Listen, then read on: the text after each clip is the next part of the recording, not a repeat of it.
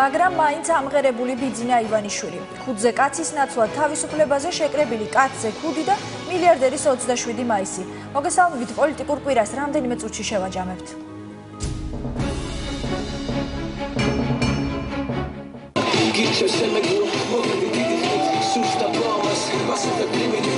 კაცზე ქუდი თუ ქუდზე კაცი, მილიარდერი ყველა სუმღერის.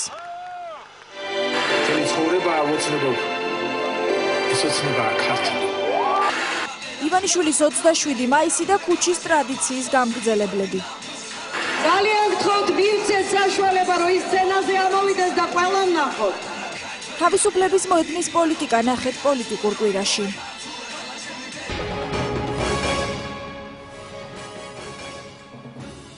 ქართულმა ოცნებამ საარჩევნო კამპანია გახსნილად გამოაცხადა. დღეიდან მილიარდერმა ლეგიტიმურად ცნო ყველა ის შეხვედრა, რომელსაც მისი გარემოცვა უკვე რამდენიმე კვირაა ქვეყნის სხვადასხვა კუთხეში ისედაც მართავს.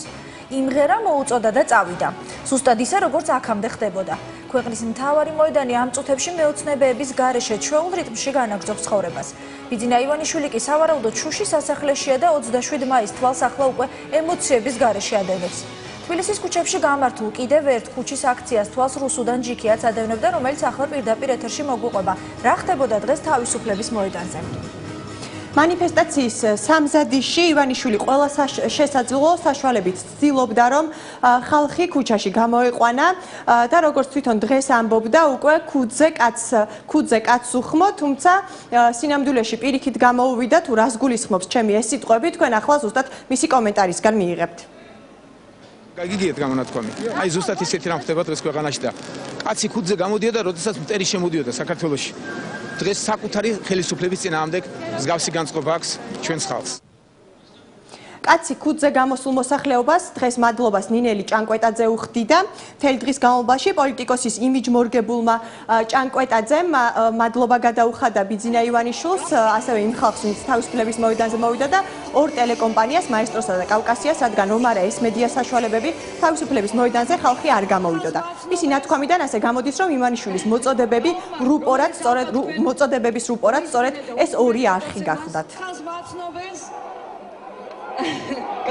გამორმა შეხვედრამ, უშუალომ, ძალიან ადამიანურმა, ძალიან უბრალომ, ძალიან ღირსეულმა გადაწყვიტა ბევრი რამ და მე ვფიქრობ, რომ ამ ორი შეხვედრის დამსახურებაცაა დღეს ეს სხვა ხალხი.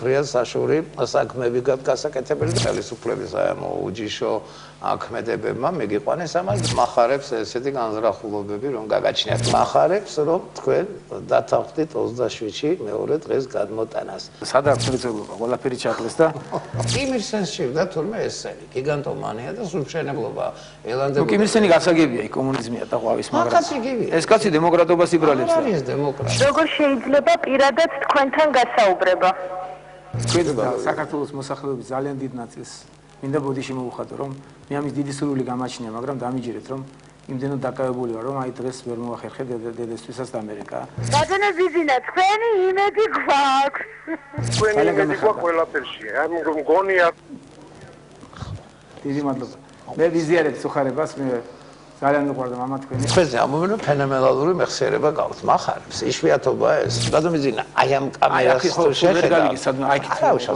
არა აქ მაგრამ მაინც ეს ვარცოფილად ჩამოვიდა როგორ ვერ უნდა გაითვალისწინო რომ წინასწარ რაღაცა გაწმინდა ოი რა გეშველო დიდი მადლობა აი ამ პასუხისათვის გულწრფელად გენები ძალიან მახარებს ეს პასუხი ხალხო დამეჯეროთ კარგად წაგვივა საქმე მიღების დღე როგორმე რომ გამოყოთ ჩვენთვის კიდევ ერთხელ მინდა ბოდიში მოგიხადოთ და ყველაფერს ვცდილობ რომ როგორმე ან ტელევიზიის საშუალებებით ან ინტერნეტით ონლაინში რომ მოვახერხო საუბარი. თუ გექნებათ შინდისფერი დროშები, რა თქმა უნდა რუსეთთან ურთიერთობის დალაგება უნდა დავიწყოთ. დიდი მადლობა. ძალიან გამიხარდით პატრიოტულად.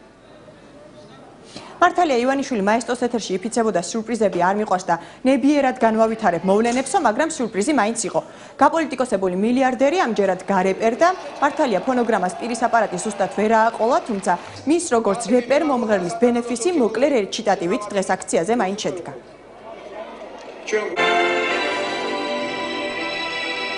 ერთად დადგომა რომ შევძლოთ. ბოლო იმედი არ არის წასული. თელი ცხოვრება აუცილებლად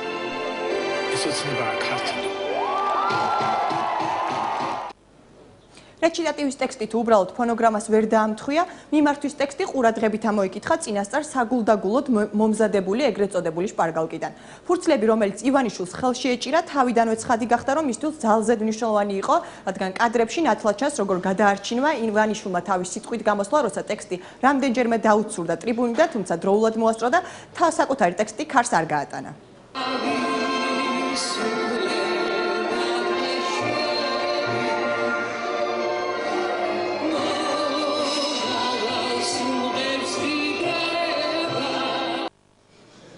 საინტერესო ჟესტიკულაციით გამოირჩეოდა დღეს ქართული ოცნების ლიდერი თითს იქნევდა, უფრო ხშირად მუშტს იღერებდა და ეშხში შესული უკვე ხალხის ემოციებსაც ხელის მოძრაობით აჩერებდა. ინტერნეტში კი ძალიან საინტერესო ვიდეო გავრცელდა, სადაც ბიძინა ივანიშვილის ხელის ქნევას მის მსოფლიოს მისალმებას ადარებენ.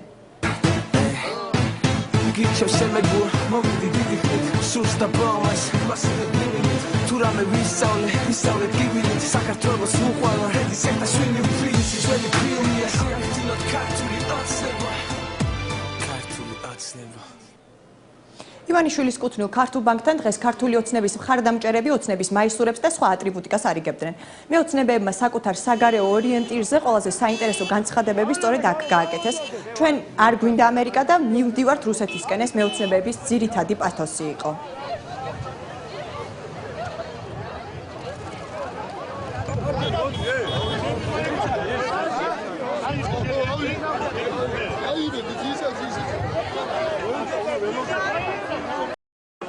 საგარეო რატო არ ვიცი რუსეთი რასაკვირველია მე ამერიკაში ცხოვრებაში ვერ წავ არ ამერიკიდან გარკვინლობის მეტი არაფერი არ შემოვიდა რა შემოვიდა არაფერი რუსეთს ოკუპირებული აქვს ჩვენი ტერიტორია ხო არა ეგ დაიბრუნოს უნდა დაიბრუნოს მართალია მეოცნებეები შავკანიანებს და ამერიკელებს იწუნებდნენ, თუმცა აქციაზე ასეთებიც მივიდნენ.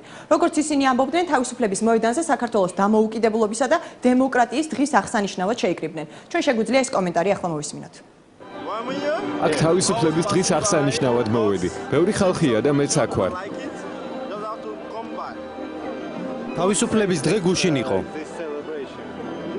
მართლა? მე მითხრეს, რომ აქ დემოკრატიის დღეს აღნიშნავენ. და ვინ გითხრა? არ ვიცი, გაზეთი მომცეს და იქ წერიაო. ივანიშვილი ბოლოთვის განმავლობაში აქტიურად აქებდა ძმებ გაჩეჩილაძეებს და მათ შესაძლებლობას ხალხი გამოიყვანონ ქუჩაში. გაჩეჩილაძეები და ამომრჩეველთა ლიგის სხვა ოდიოზური ფიგურები დღეს თავისუფლების მოედანზე გამოჩნდნენ. შეიძლება გუშინ გაწმილებული წავიდა, მაგრამ ხვალ მიხვდეს, რომ მისი გაწმილება მართებული ყოფილა რა. მე არაფერს გარანტიას არავის არ ვაძლევ. მე ვიბრძვი იმისთვის, რასაც რისთვისაც ვიბრძოდი რა. მე გარანტიებს არ ვიძლევი. ბატონ გოგა. რა მოისმინეთ, აბა რა იყო? ზოოპარკში წაბძანდით. თქვენი ადგილია ზოოპარკში. აქ ზოოპარკი არ არის. ზოოპარკში. ხაინდრავასთვის ჩვეული შეურაცხყოფელი განცხადებებით გამოირჩეოდნენ დღეს მეოცნებეებიც, რომლებიც აქციაზე მივიდნენ. მართალია კოალიციის ლიდერ მანანა კობახიძის განცხადებით დღეს ის ძალიან ბედნიერი იყო და რეალტივით შეუყვარდა, თუმცა სხვა მეოცნებეები, როგორც ჩანს, დღევანდელმა დღემ ვერ გააბედნიერა და ისინი კვლავ აგრესიით გამოირჩეოდნენ ჩვენი გადამღები ჯგუფების მიმართ. ხასიათზე ვარ, მეგონი რეალტივიც მიყვარს. გაიხარეთ. სად უნდა გამოყოფ თავი ამის მე რომ შეიძლება ეს ქვეყანა. რატომ აჩვენებთ ამას ყველაფერს თქვენ? იმიტომ რომ სიმართლეს არ ამბობ და ის აქჭირს. კი, მონები ხარ. სიმართლე არ თქვენს რას ამბობ? თქვენ ახლა კობრა ვიზიარებთ თქვენ წუხარებას. ხაში გაგეხარდება? ტყუილა. რა წუხარება მაქვს? სახეზე გეტყობათ. არ ელოდით ამდენი ხალხის მოსვლას, ხო? წუხარება ეს? თქვენთვის დიდი უკულტუროები თქვენ ხართ, ვინც ხალხის მაგივრად ქვეყნის მტრებს ემსახურებით. სანამ შენისთანა გაუნათლებელი ჟურნალისტები იქნება საქართველოში, საშველი არ იქნება. მონები. ბიზნეს გამილიონერებულ ძიძიგურს დღევანდელი აქციის უსაფრთხოების საკითხები ებარა. გასულ ადგილობრივი თვითმმართველობის არჩევნებზე სწორედ ეს ზვია ძიძიგული ცეცხლსასროლი იარაღით უმასპინძლდებოდა პარტია ნაციონალური მოძრაობის წევრებს, ისევე როგორც ჟურნალისტებს, როგორც ჩანს, სწორედ ამ ნიშნით მოხვდა დღეს ის წესრიგის დამამყარებელთა სიაში. ეხლა პატრული დილის 4 საათის მერე დაგვემალა. ხელი გვეშლება, ამიტომ ჩვენ თვითონ ვაკეთებთ ორგანიზებას თავისუფლების მოედანზე ღონისძიებების სრულყოფილად ჩატარებისთვის. ამიტომ ჩვენ გვინდა ახლა ეს მანქანები რუსთაველზე შემოსული გავუშვათ კოლონობის ოდნის მიმართულებით და პატრულის ფუნქციები გვაქვს შეთავსებული ამ ხელა ხალხს აქ რა ვქნათ. სანამ ზვია ძიძიგური წესრიგს ამყარებდა, ნინელი ჭანკვეტაძე ცდილობდა მისი ლიდერი მოეხიბლა და სცენიდან რამდენჯერმე გაუმეორა ხალხს გამოეტარებინათ ბიძინა ივანიშვილი.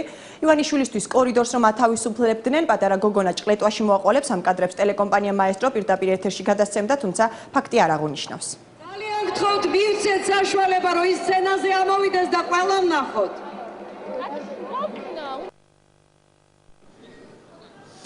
რამდენიმე დღის წინ ტელეკომპანია კავკასიაში ბიძინა ივანიშვილი აქტიურად საუბრობდა იმ თემაზე, რომ აუცილებლად მივიდოდნენ აქციაზე, არა საქართველოს დღევანდელი 5 ჯვრიანი დროშებით, არამედ შინდისფერი დროშებით, რადგან როგორც ბევრჯერ აღნიშნა უკვე ბიძინა ივანიშვილმა, ჩვენ მათ უნდა დაიბრუნოს საქართველოში წარსული, სწორედ ამ მიზეზით ალბათ დღეს უკვე დავით მაღრაძე საუბრობდა იმაზე, რომ საქართველოს უნდა დაუბრუნდეს თავის დროშა და გამოჩნდნენ ადამიანები, ვისაც საქართველოს ძველი დროშა ეჭირათ ხელში. უღირსმა მედროშემ ვერ ატარა ღირსეულად აი ეს დროშა, რომელიც საქართველოს თავზე ფრიალებდა მრავალი საუკუნის მანძილზე. გიორგი ბრწყინვალეს დროს ფრიალებდა ეს დროშა საქართველოს თავზე, 5 ჯვრიანი დროშა. საქართველოს მოსახლეობა დაიწყო დღეს ის, რომ დაიბრუნებს ამ დროშას. ის ნიშნად გაქვს ძველი დროშა? უკომენტაროდ. რატო გაქვს ძველი დროშა საქართველოს? უკომენტაროდ. არის ისიც ძველი დროშა რატო? რატო გიჭირავს ძველი დროშა? ეს ქონა და წამოვიღე. რისი სიმბოლოა ის ფერები, რაც გამოსახულია დროშაზე? არ ვიცი.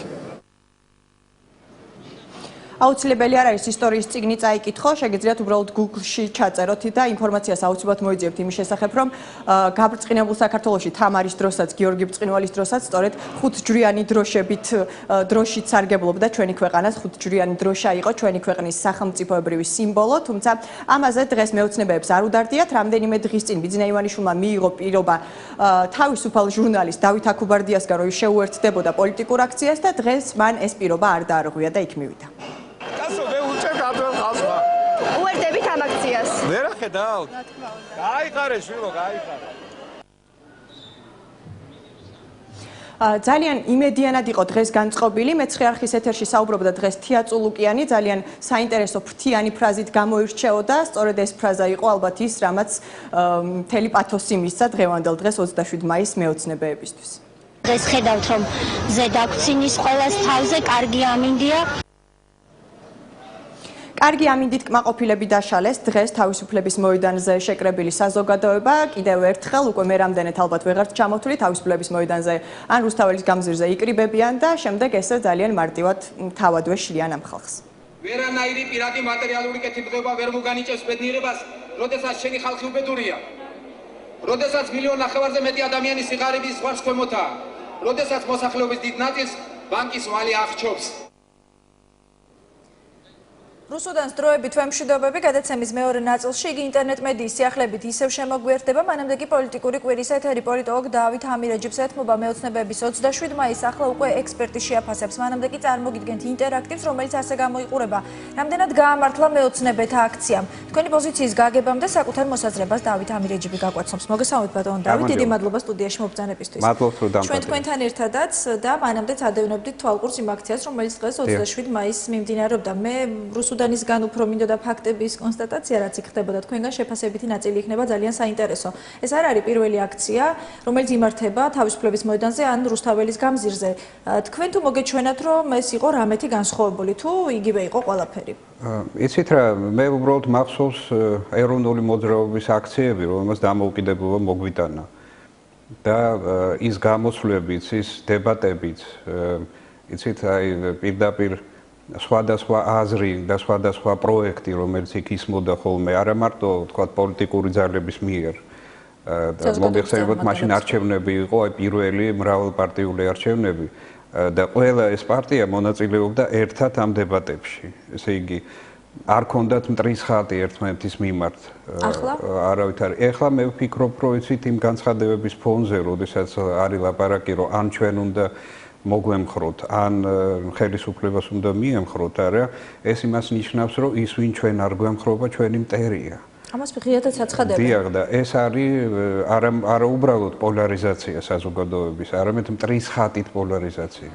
და ეს არის შეუძლებლობა საერთოდ არჩევნების, იმიტომ რომ არჩევნებში ჩვენ არა მტრის ხატს ვირჩევთ, არამედ ვირჩევთ იმ პროექტს, რომელიც იმ პოლიტიკურ ხაზს, იმ ასე ვთქვათ პროგრამას, რომელიც უფრო პრიორიტეტულად მიგვაჩნია რა, სხვადასხვა ასე ვთქვათ საზოგადოებრივი ჯგუფი სხვადასხვა პროგრამას ირჩევს, მაგრამ ეს პროგრამების არჩევანი ეს არ ნიშნავს იმას, რომ მე თუ ავირჩიე ერთი პროგრამა, აი მეორე პროგრამა არის კატეგორიულად მიუღებელი ჩემი და ის ადამიანები მტრები. ასეთ ვითარებაში არჩევნები არ ჩატარდება, არამედ იქნება არა ოკუპირებულ ქვეყანაში სერიოზული საზოგადოებრივი კონფლიქტი და საზოგადოების შიგნით სრული პოლარიზაცია, არა იდეების პოლარიზაცია, ამერიკაში არის ორი პარტია, მაგრამ იქ მტრებად არ აცხადებენ თავის თავს. იქ არავის თავში არ მოუვა არც ერთ ამერიკელ პოლიტოლოგს, თქვათ ან პოლიტიკოს, რო თქვას, ან ჩვენ უნდა მოგცეთ ხმა, თქვათ, ან იმათ უნდა მისცეთ ხმა და ისინი კი მტრები არიან. არა იმათთვის. ჩვენ ერთ-ერთი რეპორტაჟი გვაქვს დღეს გადაცემაში. სადაც საუბარია იმაზე, რომ მაგალითად გუბას ანიკიძე ამბობს, რომ მაჯებს გადაგამტრევთ, ის ემუქრება ნაციონალურ მოძრაობას, ხერხემალში გადაგტეხავთ, ან პირდაპირ არაფერი ამდაგვარი ეროვნული მოძრაობის მიტინგებზე არ ყოფილა. აი სწორედ ამიტომ რატომ გაგახსენდათ დროშებზე გაგახსენდათ ეროვნული მოძრაობა თუ სხვა რამე მსგავსება? ის მიტინგები იყო პოზიტიური მიტინგები, ან მოგვიტანა ჩვენ ნამდვილი დამოუკიდებლობა. და ნეგატივი რა იყო დღეს? იმღეროდნენ? ნეგატივი იყო ის ფონი, ესე იგი, რომელიც ამ მიტინგს უძღოდა წინ. ესე იგი, აბსოლუტურად მიუღებლობის, ვთქვათ, არა მარტო ამ არა უბრალოდ კრიტიკის ანუ ეს სადემარკაციო ხაზი არის, რაც თქვენ გაღიზიანებთ, ხო? დიახ, ესე იგი, ხელისუფლების კრიტიკა სწორედ არ ისმის მტრული განწყობა. ეს არ არის კრიტიკა. ესე ამ ფონზე კრიტიკა ხდება შეუძლებელი. ესე იგი, თავი არის რა, ნამდვილი ანალიზი, არა შეცდომების, ვთქვათ, გადაცდენების, სიღრმისეული ანალიზი გაგება და დაპირისპირება რაღაცაში.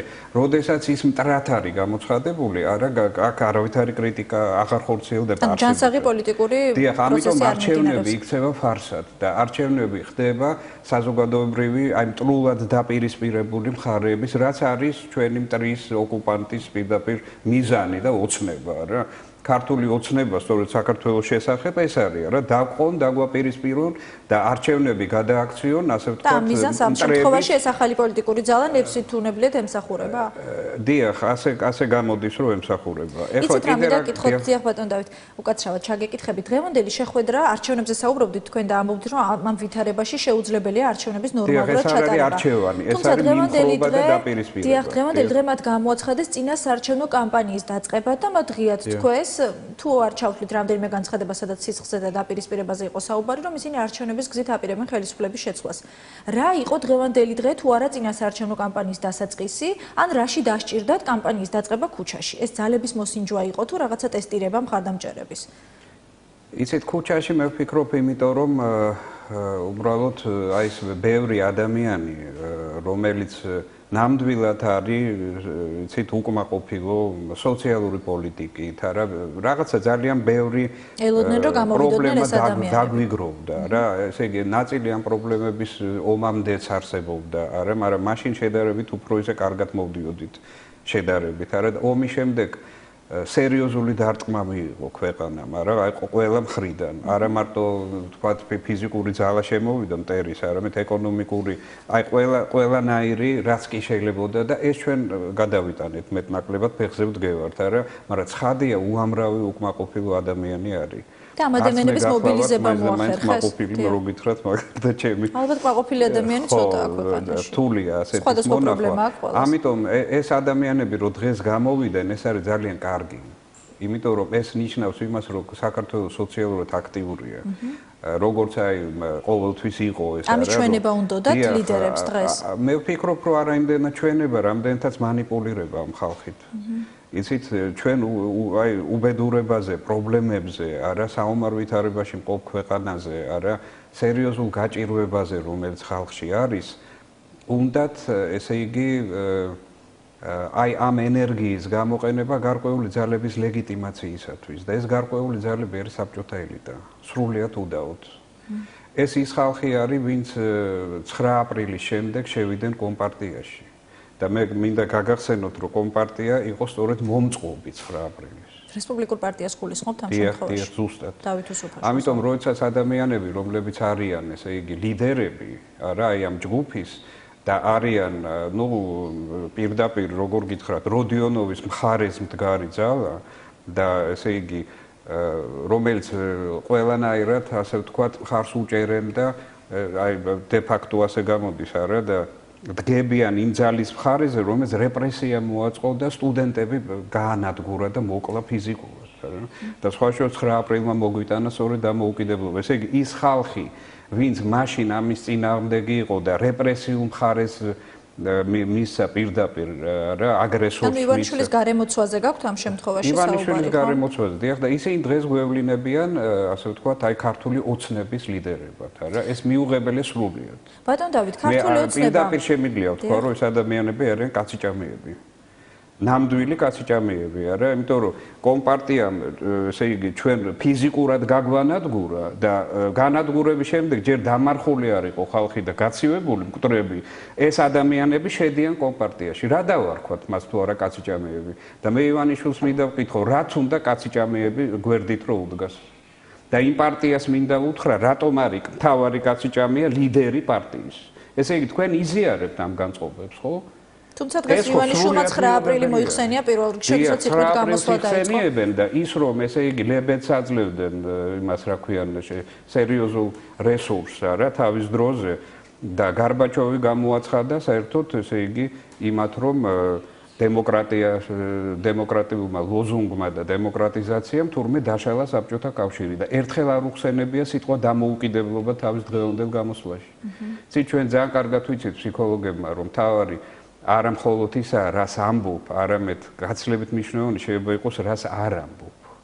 და როდესაც სიტყვა დამოუკიდებლობა არ არის ნახსენები, მაშინ როცა ოკუპირებული ქვეყანა და პირდაპირ გვემუქრებიან, არა მთლიანად საქართველოს განადგურებით, არა და აფხაზეთი არის მილიტარიზებული, ну, კბილებამდე, არა, ისევე როგორც სამაჩაბლე და ყოველ დღე შედის ახალი ძალები.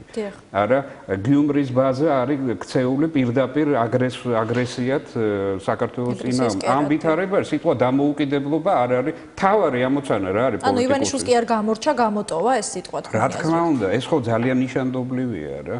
მთავარი პრობლემა არის დამოუკიდებლობა დავიცვათ საქართველოს დღეს, არა მთავარი სტრატეგიული ხაზი ნებისმიერ პოლიტიკოსისთვის ეს უნდა იყოს. და არის ეს ის ძალა, რომელიც საქართველოს დამოუკიდებლობის დაცვას აპირებს, მაშინ როცა თქვენ ამბობთ, რომ გამოტოვა სიტყვა დამოუკიდებლობა საკუთარ გამოსვლაში. რა თქმა უნდა, მაშინ სიტყვა დამოუკიდებლობა უნდა ყოფილიყო წამყვანი, ამ ერთ-ერთი მნიშვნელოვანი ტერმინი ამ გამოსვლაში და უნდა დადებულიყო პროგრამა როგორ დავიცვათ დამოუკიდებლობა. თორე იცით რა, გაერთიანება საქართველოს თავისუფლება, ეს ყველაფერი შესაძლებელი არის რუსეთში ინტეგრირებული ქვეყნისათვისაც, პენსიებიც, არა? თუ კი პირობა იმისა, რომ ჩვენ ცით პენსიები გქონდეს, ქვეყანა გავაერთიანოთ, არა, რაღაცა ჩვენი ოცნებები აღვასრულოთ, მაგრამ დავკარგოთ დამოუკიდებლობა, ეს მონის ოცნებებია და არა სპარტაკის. სპარტაკი სხვანაირად ოცნებობდა. არა, აქაც გაუგებარია რაღაც სპარტაკს ვახსენებთ. და ამასობაში რასაც ვლაპარაკობთ, ასე ვთქვათ, არაფერ კავშირში არ არის ყველაზე სტრატეგიულ მნიშვნელოვან ასე ვთქვათ ფუნქციასთან ნებისმიერი პოლიტიკოსის. ძალიან საინტერესო იყო ხა ის რაც თქვენგან მოვისმენე ანუ მოსაზრება რომ ვთქვათ რასაც არ ამბობ ის უფრო მნიშვნელოვანია ვიდრე რასაც ამბობ. მე მართლა ასე ყურადღებით კი ვუსმენდი, მაგრამ რა გამორჩა ფსიქოანალიზის შედეგი და თქვენ უკეთეთ. თავარი მეთოდოლოგიური ერთ-ერთი ხაზი. ბატონ დავით, იცით რა მინდა გკითხოთ? აი პირდაპირ რომ ვიკითხოთ ასე. ნახევარ საათიანი და არც კი სიტყვით გამოსვლისთვის ღირდა თუ არა ამ ადამიანების თავისუფლებაზე შეკრება. რა უთხრა ივანიშვილმა ამ ადამიანებს? იცით რა, მე ვფიქრობ, რომ ეს ფრუსტრაცია არის ნამდვილი, აი ძალიან დიდი რაოდენობა მოსახლეობის, რომელსაც სულ სხვა მოლოდინები ჰქონდა. ჯერ ერთი, იცით რა, იმ დებატებს რო დაუბრუნდეთ, რომელსაც ჩვენ ჩვეული ვართ, ამიტომ მოლოდინიც გვაქვს, არა? არც ერთი წევრი აი იმ კოალიციის არ გამოსულა. ესე იგი რა არ ვენდობით კოალიციას თუ გვეშინია იმის რომ რაღაც შეიძლება სხვადასხვა აზრმა გაიჟღეროს. ალბათ გული რომ არ დაწყვეტოდა სხვას, ყველა ვერ გამოვიდოდა ალბათ ასე. რატო ვერ გამოვიდოდა? ესე იგი რაღაც 9 საათში დამთავრდა თუ 40 წუთში ყველაფერია რა. ამდენი ხალხი შეიკრიბა. ყოფილიყო ასე ვთქვათ შესაძლებლობა დისკურსის, არა?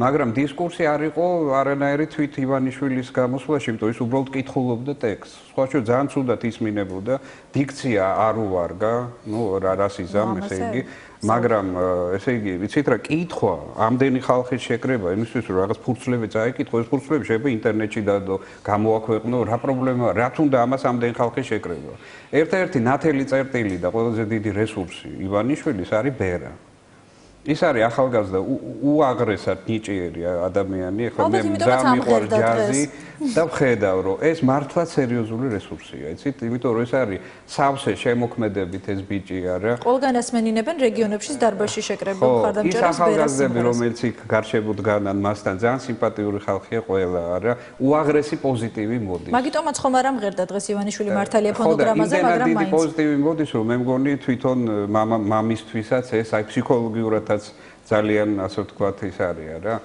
მხარდამჭერი მისი არა და ასე ვთქვათ ყველანაირად და ეს მართლაც კარგია რა სიმღერის და ვთქვათ აი ამ ემოციური პასაჟების გარდა რა დატოვებს დღევანდელი შეხვედრა გუბასანიკიძე მოუწოდებს მოსახლეობას რომ უკვე იმერეთი შეიკრიბოს ვთქვათ 7 ივნის ქუთაისში და იქ ჩავა ბიძინა ივანიშვილი აი ამ რეგიონებში სიარულით ქუჩაში ხალხის გამოყვანით საბოლოო შედეგი რა იქნება მაშინ თუ თქვენს ნათქვამს გავითვალისწინებთ ისევ რომ ეს პროცესი ის პოლიტიკა რომელსაც ოცნება ახორციელებს დღემდე არ არის არჩევნებისკენ მიმართული. მაშინ რა უნდა ამ ადამიანებს? აი ვთქვათ, დაუშვათ ასეთი ვითარება, რომ ბიძინა ივანიშვილი არის პრემიერ-მინისტრი, ხო? მიშა სააკაშვილს ვიცით, რომ ყავს სერიოზული მხარდამჭერი, არა? ესე იგი ობიექტურად ასეა და ვთქვათ, მიშა არის ამ პარლამენტის თავმჯდომარე, ან რაღაც არ აქვს მნიშვნელობა, რაღაცა პოსტი აქვს, ხო, სახელმწიფოში. ამ პირიქით, ვთქვათ, არ აქვს მნიშვნელობა. ესე იგი თუ კი ის ჩვენი მტერია, არა, მაშინ ჟანერად იფუნქციონირებს ასეთი ხელისუფლება. ხო? რომელიც შედგება მტრულად დაპირისპირებული ასე მხარეებისაგან, ხო? ვიმეორებ, ეს არა ვთქვათ პოლიტიკური პროექტების შეჯიბრი არის, არა არჩევ არამედ ლაპარაკია პირდაპირ ერთმანეთის უარყოფაზე, არა, რანაირად იფუნქციონირებს, გამორიცხულია, ხო? და ვიმეორებ, ოკუპირებულ ქვეყანაში შინაგანად კონფლიქტური ხელისუფლება არის დამღუპველი.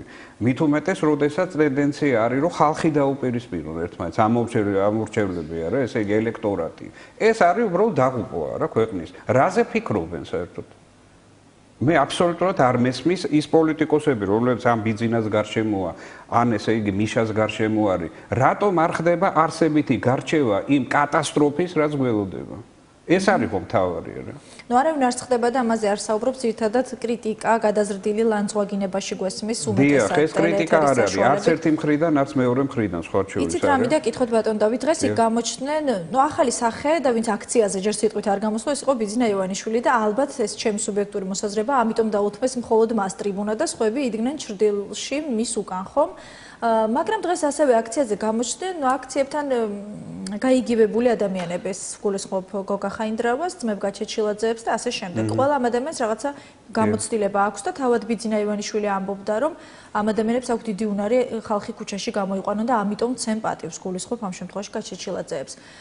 თქვენ გაგახსენდათ თუ არა სხვა აქციები, გულისხმობ 2009 წელს და აი უახლოეს პერიოდში რაც აქციები იყო უახლოეს წარსულში და რითი იყო ვთქვათ ეს განსხვავებული. მაშინ არ იყო უბრალოდ ბიძინა ივანიშვილი. სხვა რაიმე განსხვავება თქვენ დაინახეთ, ისევ ისე დარჩა თავისუფლების მოედანზე ნაგავი და ისევ ისე დაიწყო დასუფთავების სამსახურო მუშაობა. რაღაცა საერთო არის, ესე იგი, უფრო ხაზგასასმელი ამ შემთხვევაში ვიდრე განსხვავების დაჭერა. საერთო რა არის? საერთო ის არის, რომ ორივე შემთხვევაში საქართველოს დამოუკიდებლობის დღეს, რომელიც ეროვნული კონსენსუსის დღე არის, რომელიც არის არა გამთლიანების დღე საზოგადოების და ეს მთლიანობა არის მთავარი არა ოკუპანტის წინაშე. იმიტომ საქართველოს რო გადარჩეს და დამოუკიდებლობა შევინარჩუნოთ, აი ამ მთლიანობის დემონსტრაცია საჭირო ყველა პოლიტიკური ძალისთვის. იმიტომ რომ ის პოლიტიკური ძალები, რომელიც ამ მთლიანობის გარეთ დარჩებიან, ისინი არიან, ასე ვთქვათ, პირდაპირ მტრის წისქვილზე ასხავენ წყალს. ეხლა რა მოხდა უყურეთ, იყო მცდელობა 26 მაისის აღნიშვნის სტადიონზე და დაპირისპირება სხვა ადამიანებთან. მე ხელისუფლებას არ გულისხმობ. იმ ადამიანებთან, ვინც მოვიდნენ სხვა ადგილას, არა? ანუ, იცით, გაყოფა მოხდა არაერთ დღეს უკვე, არამედ მოხდა 26-ში და 27-ში და 27 გამოცხადდა ლამისა და დამოუკიდებლობის დღე.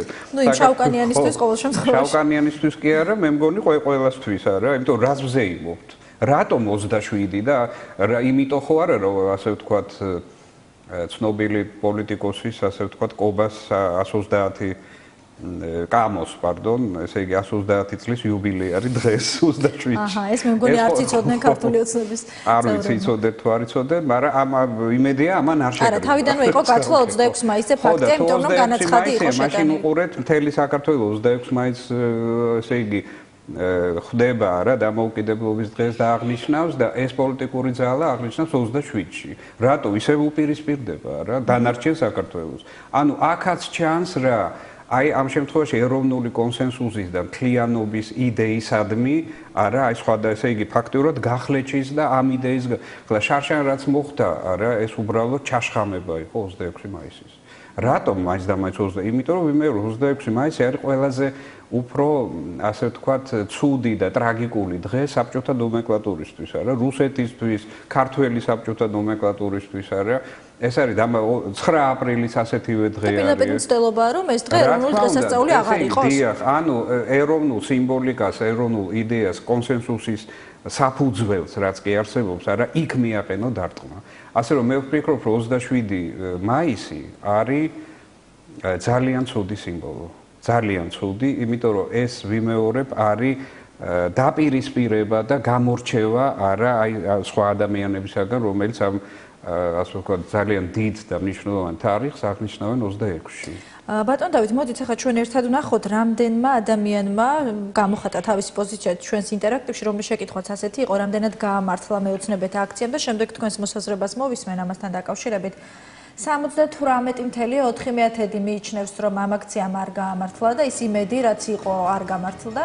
21.2% კი მიიჩნევს, რომ აქციამ გაამართლა და ის მოლოდინები, რაც ჰქონდათ, ნამდვილად ახდა. თქვენ როგორ ფიქრობთ, ბატონ დავით, და იქნებ დავასრულოთ ამით ერთგვარი რეზიუმე გავაკეთოთ ჩვენი საუბრის. ცით რა, მე ასე ცოტა უცნაურად ვიტყოდი, რომ ეს რა თქმა უნდა არ გაამართლა და ვერც გაამართლებდა. რატომ ვერც? იმიტომ რომ ეს აქცია ამ აქციის დაგეგმვა, იცით, პირდაპირ ეწინააღმდეგება ეროვნულ ინტერესებს და ეროვნული კონსენსუსის იდეას.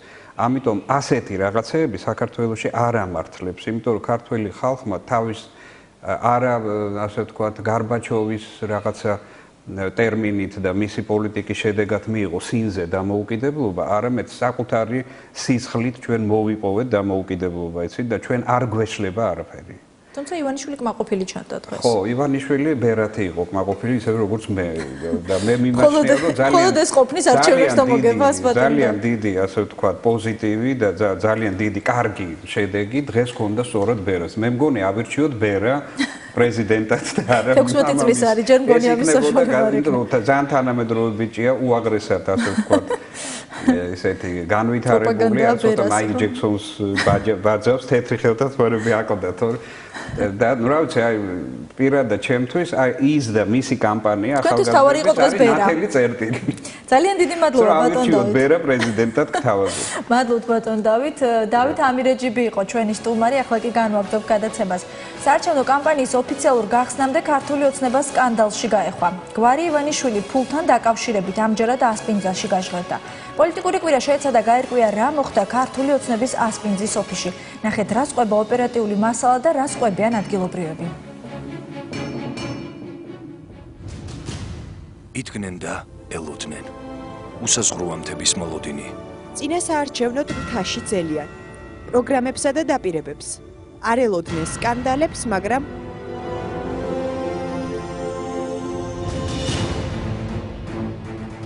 მან მითხრა ია შენ ჩემთან 800-დან 1000 ლარამდე ექნება ხელფასი. დაუძახე ბატონო ტარიელი.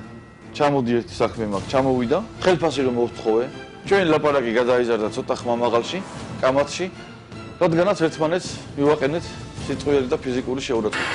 მურადაშვილის ვერსია მოსმენილი და განხილულია. ქართული ოცნების ასპინძის ოფისში ის დანაპირების შესრულების მოთხოვნით მივიდა. ჩვენც იქ მივედით. იმისთვის რომ შიშველი რეალობა დაინახო, ყველაფერი შეკითხვით უნდა დაიწყო. ქართული ოცნების შტაბის წევრმა მომხდარს სახელი ვერ დაარქვა.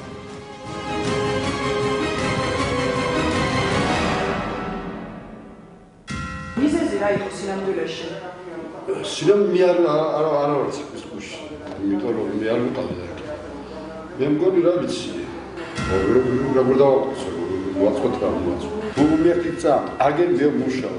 ვარი, მაგრამ მე ჯერ არ ვიცი. რა ვექნება ხელფასი, არ ვექნება, რამდენი იქნება. ხელფასი ჯერ ასპინძის შტაბის წევრ მეოცნებესაც არ აქვს. ამბობენ, დიდი ფულის მოსაგებად რომ იბრძვი, 3 დახმარება არსებობსო. ასპინძაში გამოიყენეს ზარი ახლობელთან. ზარი ახლობელთან?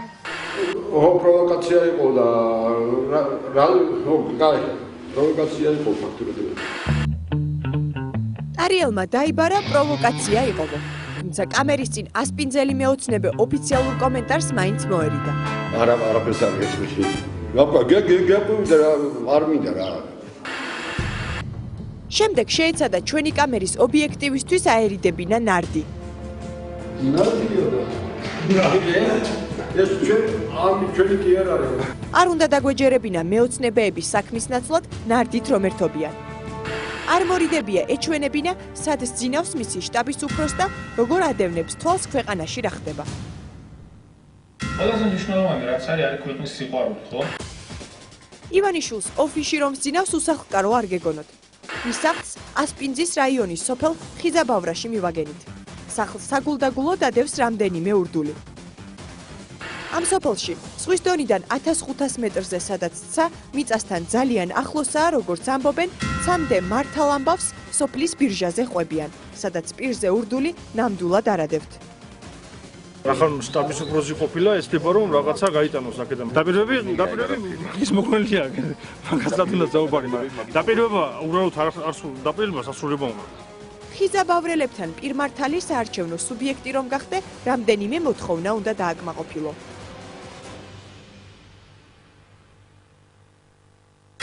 ადროსაც ყოფილი არჩევნები და სხვა პარტიებიდანაც ყოფილი ხალხი, მაგრამ მოსულა ბიძაზე და რაღაც აქ უბრალოდ ამ შეხვედრია და რაღაც საუბარი ყოფილა, მაგრამ ქურდულად და შეძრომ გამოძრომიდან ნაცნობით რაღაც ვიღაცების ჯარებით არ ყოფილა რუსეთის საუბარი.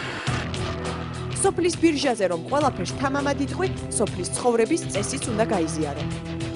და როგორც ჩვენ თოხნით მიწას აიღოს იმანას თოხი და თოხნოს, თუ დაგვიყვი. არადა, თოხნას და მიწის დამუშავებას ივანიშვილი ნამდვილად არ აპირებს. ის კი არა, ისიც არ დაიჯერა საკუთარმა თანასოფლელებმა მართალი კაცი რომ არ ეძახეს. ჩუმჩუმად დაძრებაო და აღსარავობენ, მაშინ თქვენ თუ იცით ჩემი გვარი და სახელი და რეკავ და მეუბნებით აშკარად, მაშინ ისიც უნდა მითხრათ, ვინ ამბობდა ამას. მიცით რამდენიმე ადამიანი ჩავწერეთ, ხლა ფიზიკურად ვერ არ გიხსენებთ თქვენ. კადრები გადაღებული. არ არის და ამიტომ დიდ ბოდიშ გიხდით, საკმარისი გასაგებია კომენტარი, ბოდიშ გიხდით. კი ბატონო, არა, ერთი შეკითხვაც თუ შეიძლება ბატონო. ბოდიშით კარგად ზამბებია. და მე კასერაში დაგხვდა. აგეთ გადამგდილი კაცი და ნემონი. სოფელში ამბობენ, ყველას წარსული კარგად ვიცითო და ყვებიან კიდეც. როგორც მოგვარე, მაგფრიდან არის მოხვედრილი. აფრიდან მაგათ არავით არ იყო. უჯი ხონდა ივანიშვილის ხონები და იქ იყო პრარაბატი. ეგრეთ აფერისი და გადამგდებია. ბიჭების ყავდა საყვალთაო სამუშაო, ზოგს მისა ფული ზოგს არ მისა და ეგრეთ რა. ხიზაბავრაში მარტო საკუთარი სოფლის კი არა, სხვისი სოფლისა და გვარის ამბავით სწოდნიათ.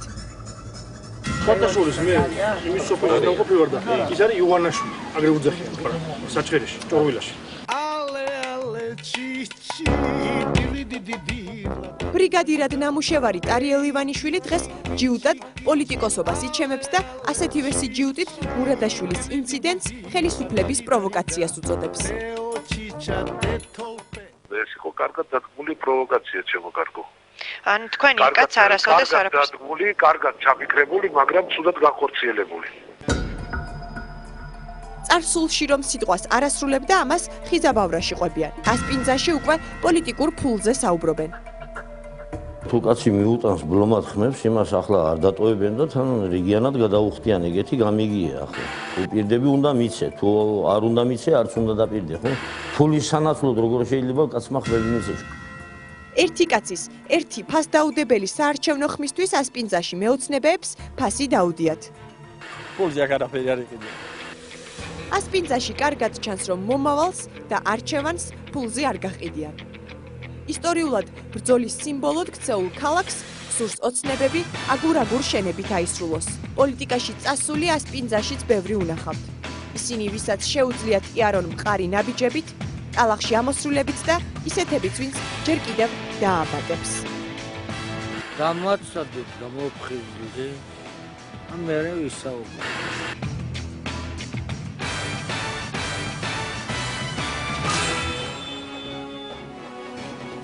გადაცემის მეორე სტუმარი სუფთა პოლიტიკის თანათავმჯდომარე ნინო ლაპიაშვილია, რომელიც მილიარდერის პოლიტიკურ ფულს შეძლებს და გვარად აკონტროლებს. მოგესალმებით ნინო. დიდი მადლობა სტუდიაში მობრძანებისთვის. თქვენ ხართ ყოველთვის მოვლენების ეპიცენტრში, სადაც ვთქვათ ბიძინევანიშვილის ფულზეა საუბარი. თქვენ იყავით პირველი ორგანიზაცია, ვინც მისგან გამოითხოვა დოკუმენტაცია მის ფინანსების განკარგვასთან დაკავშირებითაც.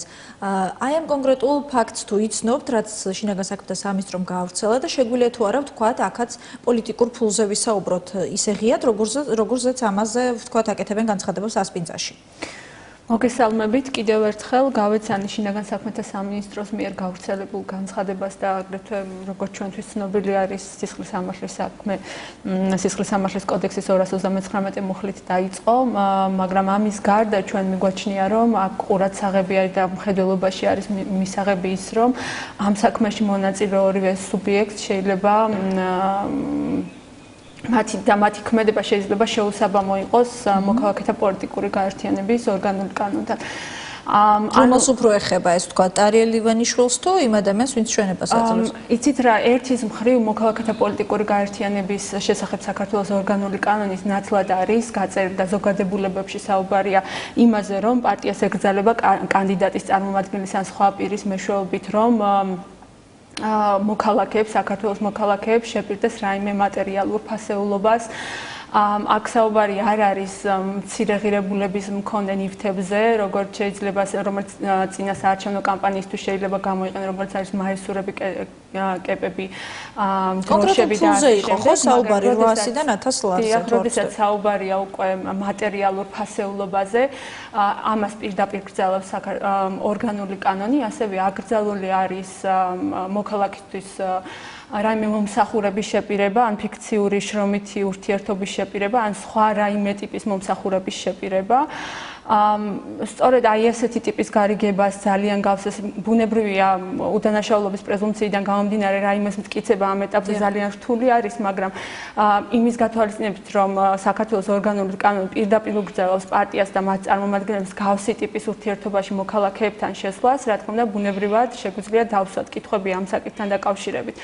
ხოლო მეორე მხრივ ჩვენ ვიცით როგორ ფინანსდება პოლიტიკური პარტიები, ვიცით რომ პოლიტიკური პარტიების ქონება შეადგენს საწევრო შესატანები და ასევე შემოწირულობები, აგრეთვე ისიც ვიცით რომ აღნიშნული კანონი ძალიან მკვეთრად და კარგად არეგულირებს იმას თუ როგორ უნდა მოხდეს მსგავსი შემოწირულობების განხორციელება, ხო? ნინო, იმ შემთხვევაში თუ თქვათ ეს საქმე გამოძიების დასრულების შემდეგ დაადგინდა რომ ნამდვილად აქ საქმე გქონდა, თქვათ პოლიტიკურ ფულთან, როდესაც თავაზობდა პარტიის თქვათ ასპინძის ორგანიზაციის ლიდერი ერთ-ერთ მხარდამჭერს რომ ამ თანხის აფასურად მას რაღაცა გარკვეული სამუშაო უნდა შეესრულებინა.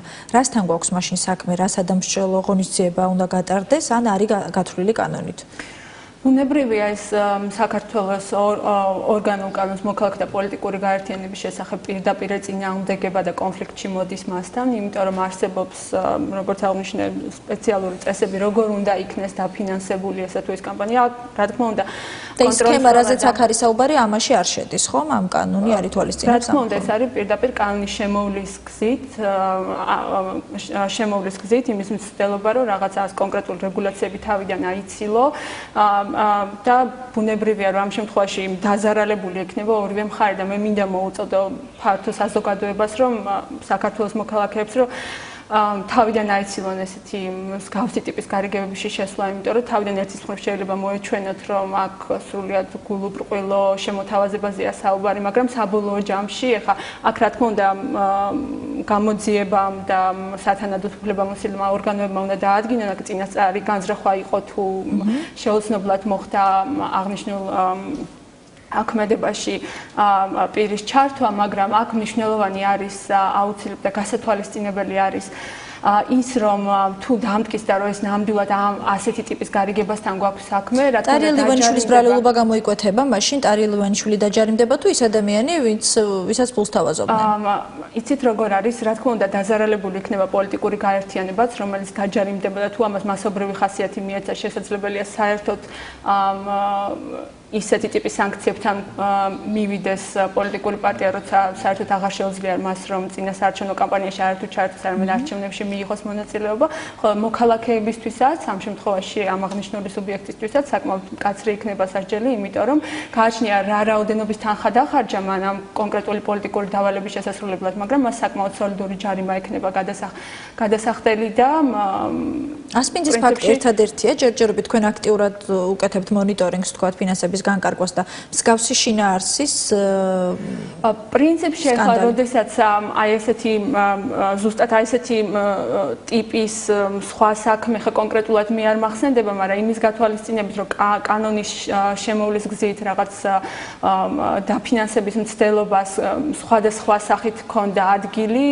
ჩვენ უბრალოდ გვინდა მოუწოდოთ მოსახლეობას ამ შემთხვევაში რომ გაფრთხილდნენ, რათა ამან მასობრივი ხასიათი არ მიიღოს და არ დააზარალოს როგორც მოქალაქეები, ისე პოლიტიკური სუბიექტები. ანუ შესაძლოა მათი პასუხისმგებლობის საკითხიც დადგეს, ვისაც შესთავაზებენ ამ ფულს. ბუნებრივია.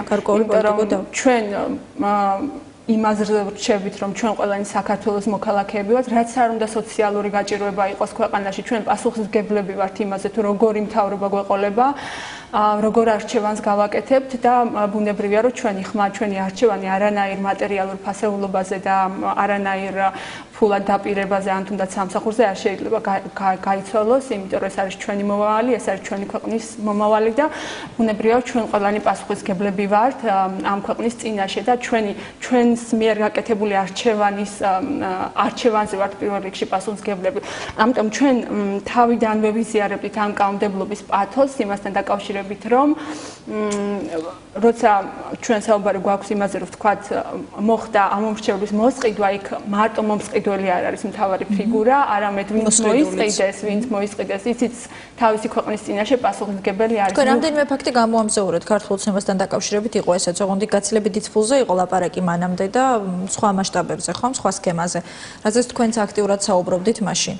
დიახ, ჩვენ საუბრობდით მაშინაც, რომ ქართულ ოცნებას ჰქონდა მცდელობა იმისა, რომ საკმაოდ დიდი ოდენობის ფული, ესე ვთქვათ, გაეთეთრებინა და შემოეტანა პოლიტიკაში ამ კანონის შემოვლის გზით, ხოლო ახლა უკვე ჩვენ გვაქვს საუბარი, როდესაც მოქალაქეებთან ურთიერთობაზე აქტიურად გადასულები არიან და ამ ფაზაში არიან და უკვე მათთვის ხდება რაღაც კონკრეტული დაპირებების მიცემა და თუმცა ამის გამოვლენა საკმაოდ ძნელია, ხო, ნინო, დამეთანხმებით, იმიტომ რომ ეს ადამიანი ვთქვათ, რომ არ მოსულოდა ფიზიკური დაპირისპირება და ვთქვათ რაღაც კონფლიქტი ამ ფულის არ მოცემასთან დაკავშირებით, ალბათ არ გახდებოდა, ხო, ასეთი ფაქტი ცნობილი. ანუ რამდენად ადვილია ან ძნელი ვთქვათ ასეთი ფაქტის გამოვლენა, იმიტომ რომ შეიძლება სხვა რეგიონში ხდებოდეს იგივე, თუმცა არ გახდეს ეს საჯარო. აბსოლუტურად გეთანხმებით, ჩვენ გვაჩნია, რომ მსგავსი ტიპის დანაშაული მიეკუთვნება ლატენტურ დანაშაულებათა რიცხვს და ძალიან რთული არის მათი გამოვლენა, მათი გამოძიება. და სწორედ მაშინ, როცა არასამთავრობო ორგანიზაციათა ერთი ნაწილი ამტკიცებდა და კამპანიებს მართავდა იმასთან დაკავშირებით, რომ ეს კანონი იყო ბუნდოვანი და უნდა შეცვლილიყო, ჩვენ მიგვაჩნდა, რომ ეს კანონი ბუნდოვანი არ იყო, არამედ შეიცავდა ისეთ დებულებებს და ისეთ ღონისძიებებს, რომელიც აბსოლუტურად ფაქტობრივად გამორიცხავდა და შეუწყობდა ხელს იმას, რომ მსგავსი ტიპის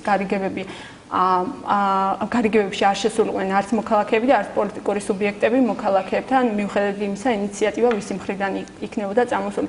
ასევე ჩვენ პრობლემას ვერ ხედავდით პირდაპირ და არაპირდაპირ დაკავშირებულ პირებთან დაკავშირებითაც, რომელზეც ესეთი ერთგვარი შავი პიარი აგორდა და ვითომ ქვეყანა რაღაც უბსკურსკენით შეხებოდა, ისეთი სურათი იქნა წარმოჩენილი. პირიქით ჩვენ მიგვაჩნდა, რომ იმდენად მარტივია მესამე პირის მეშვეობით, რომელიც არც პოლიტიკურ ძალასთან, არც რა ვიცი კანდიდატთან საერთოდ არ არის დაკავშირებული ამ პირის მეშვეობით რაიმე მაქინაციური ღონისძიების განხორციელება, რომ პირიქით აუცილებელი იყო ასეთი დებულების არსებობა, მით უმეტეს განმხედველობაში იყო მისაღები ის, რომ მსოფლიო გამოცდილებით არსებობს მსგავსი ტიპის რეგულაციები მაღალ დემოკრატიულ ქვეყნებში და ვენეციის კომისიამაც მოგვიწოდა, რომ მესამე პირებთან დაკავშირებით კონკრეტული ღონისძიებები გაწერილი არ ქონდა და ეს უნდა დაგვერეგულირებინა.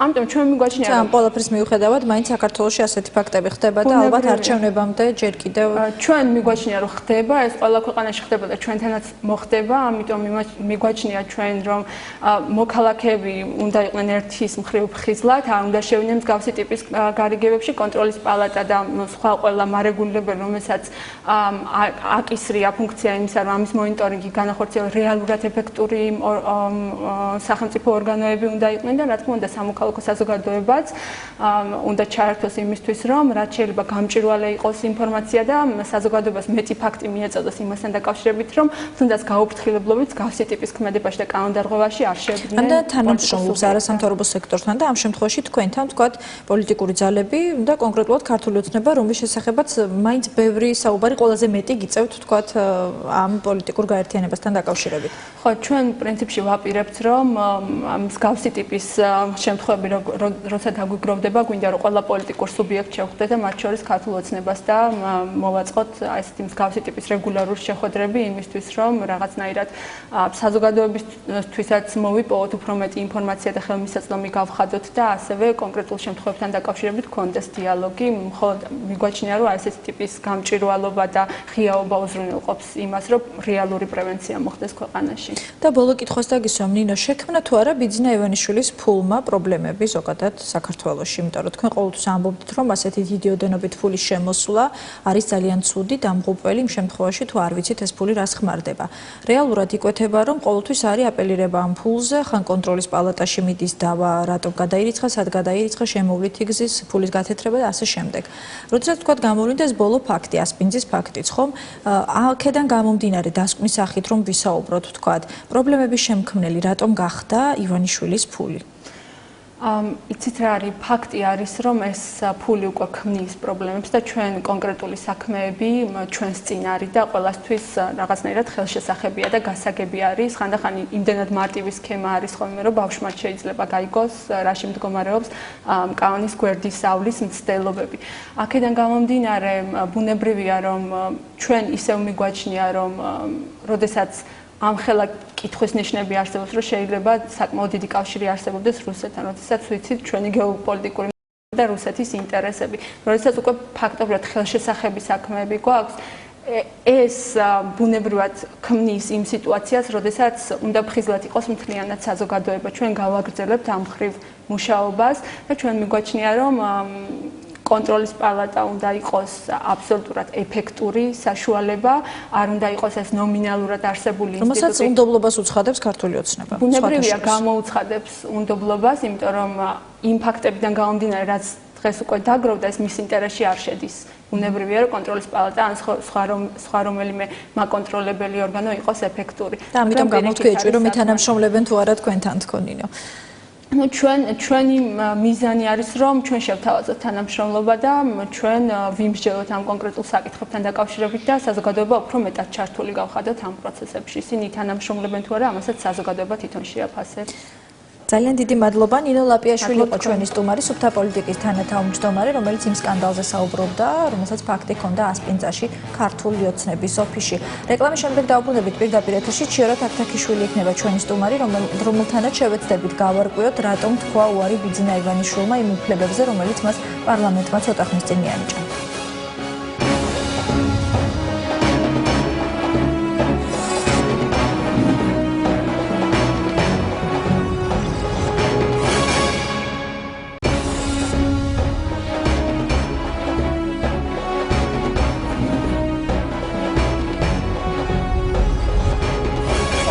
პარლამენტს. ის, რასაც ივანიშვილი და მისი იურისტები ამდენ ხანს ელოდნენ, აღმოჩნდა, რომ სულაც არ ყოფილა საჭირო.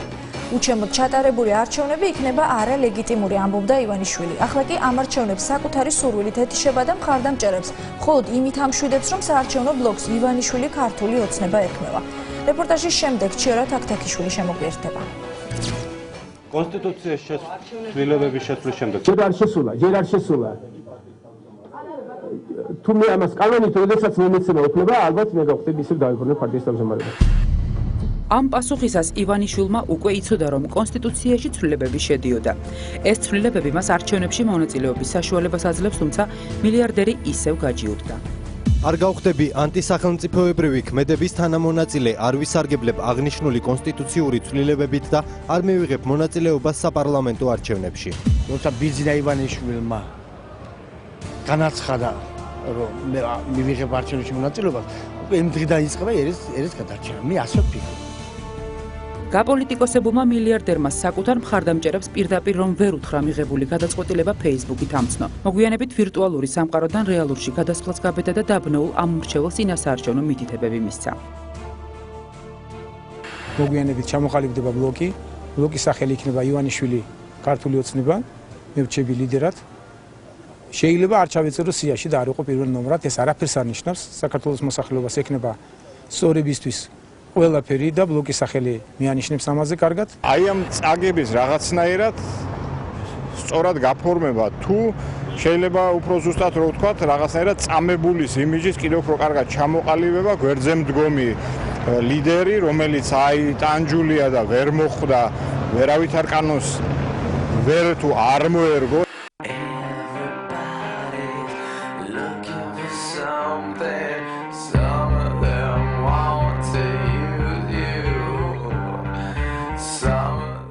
წამებულის მანტიის მორგებამდე შუშის სასახლის მბრძანებელი მის გარეშე შეტანებული არჩევნების ლეგიტიმურობას არ ცნობდა და მუქარა ნარევი ტონითაც საუბრობდა. არჩევნებს, რომლებსაც ისინი აპირებენ ამ გზით, ჩემი გათიშვის გზით ჩაატარონ და რომ მივიდნენ თქვა თეორულად დაუშვათ და ესეთი არჩევნები შედგეს, რა თქმა უნდა, ესეთი არჩევნები ლეგიტიმურად ვერ ჩაითქმება.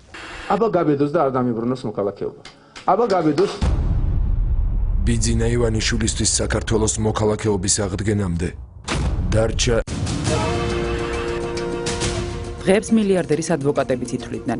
საკონსტიტუციო ცვლილებები მეოცნებე იურისტებს პატრონის რისხვას აარიდებდა. ბატონი ივანიშვილი იმაზე მეტად აღმატებულ უფლებას იღებს, ვიდრე მოქალაქეობის მიღების შემთხვევაში მიიღებდა, რამე თუ ის რჩება საფრანგეთის მოქალაქე და დამატებით იძენს საქართველოს მოქალაქის ყველა პოლიტიკურ უფლებას. სწორედ ამიტომ ვაფასებთ და ვამბობთ, რომ პირად ასპექტში ეს არის დიდი გამარჯვება. ივანიშვილს ხომ ყურში არაერთხელ ჩააწვეთეს. მოქალაქეობის არ ქონა, შენი არაკვალიფიციური ადვოკატების დამსახურებაო. იურისტებმა დაუშვეს შეცდომა, მიუხედავად იმისა, თუ რა კვალიფიკაციის არიან და როგორ ნაზღაურდებიან ისინი, ან ეს თავიდანვე იყო ასე ჩაფიქრებული, რომ ეს თემა მისთვის მოქალაქეობის სხვადასხვა არასწორი ტერმინი ჩამორთმევა, ესეც არ არის იურიდიული და გამართული ტერმინი. მან თავად თქვა არის საქართველოს მოქალაქეობაზე, როდესაც მიიღო ჯერ ერთი ქვეყნის მოქალაქეობა, მე მეორისა. ამდენად ჩამორთმევა როგორც ასეთი არ შემდგარა. პრემიერ-მინისტრობას რაც შეეხება, გადაწყვეტილი მაქვს რომ ვიქნები მე, ისიც ისეციან ჩემმა კოლეგებმაც და გუნდის წევრებმაც.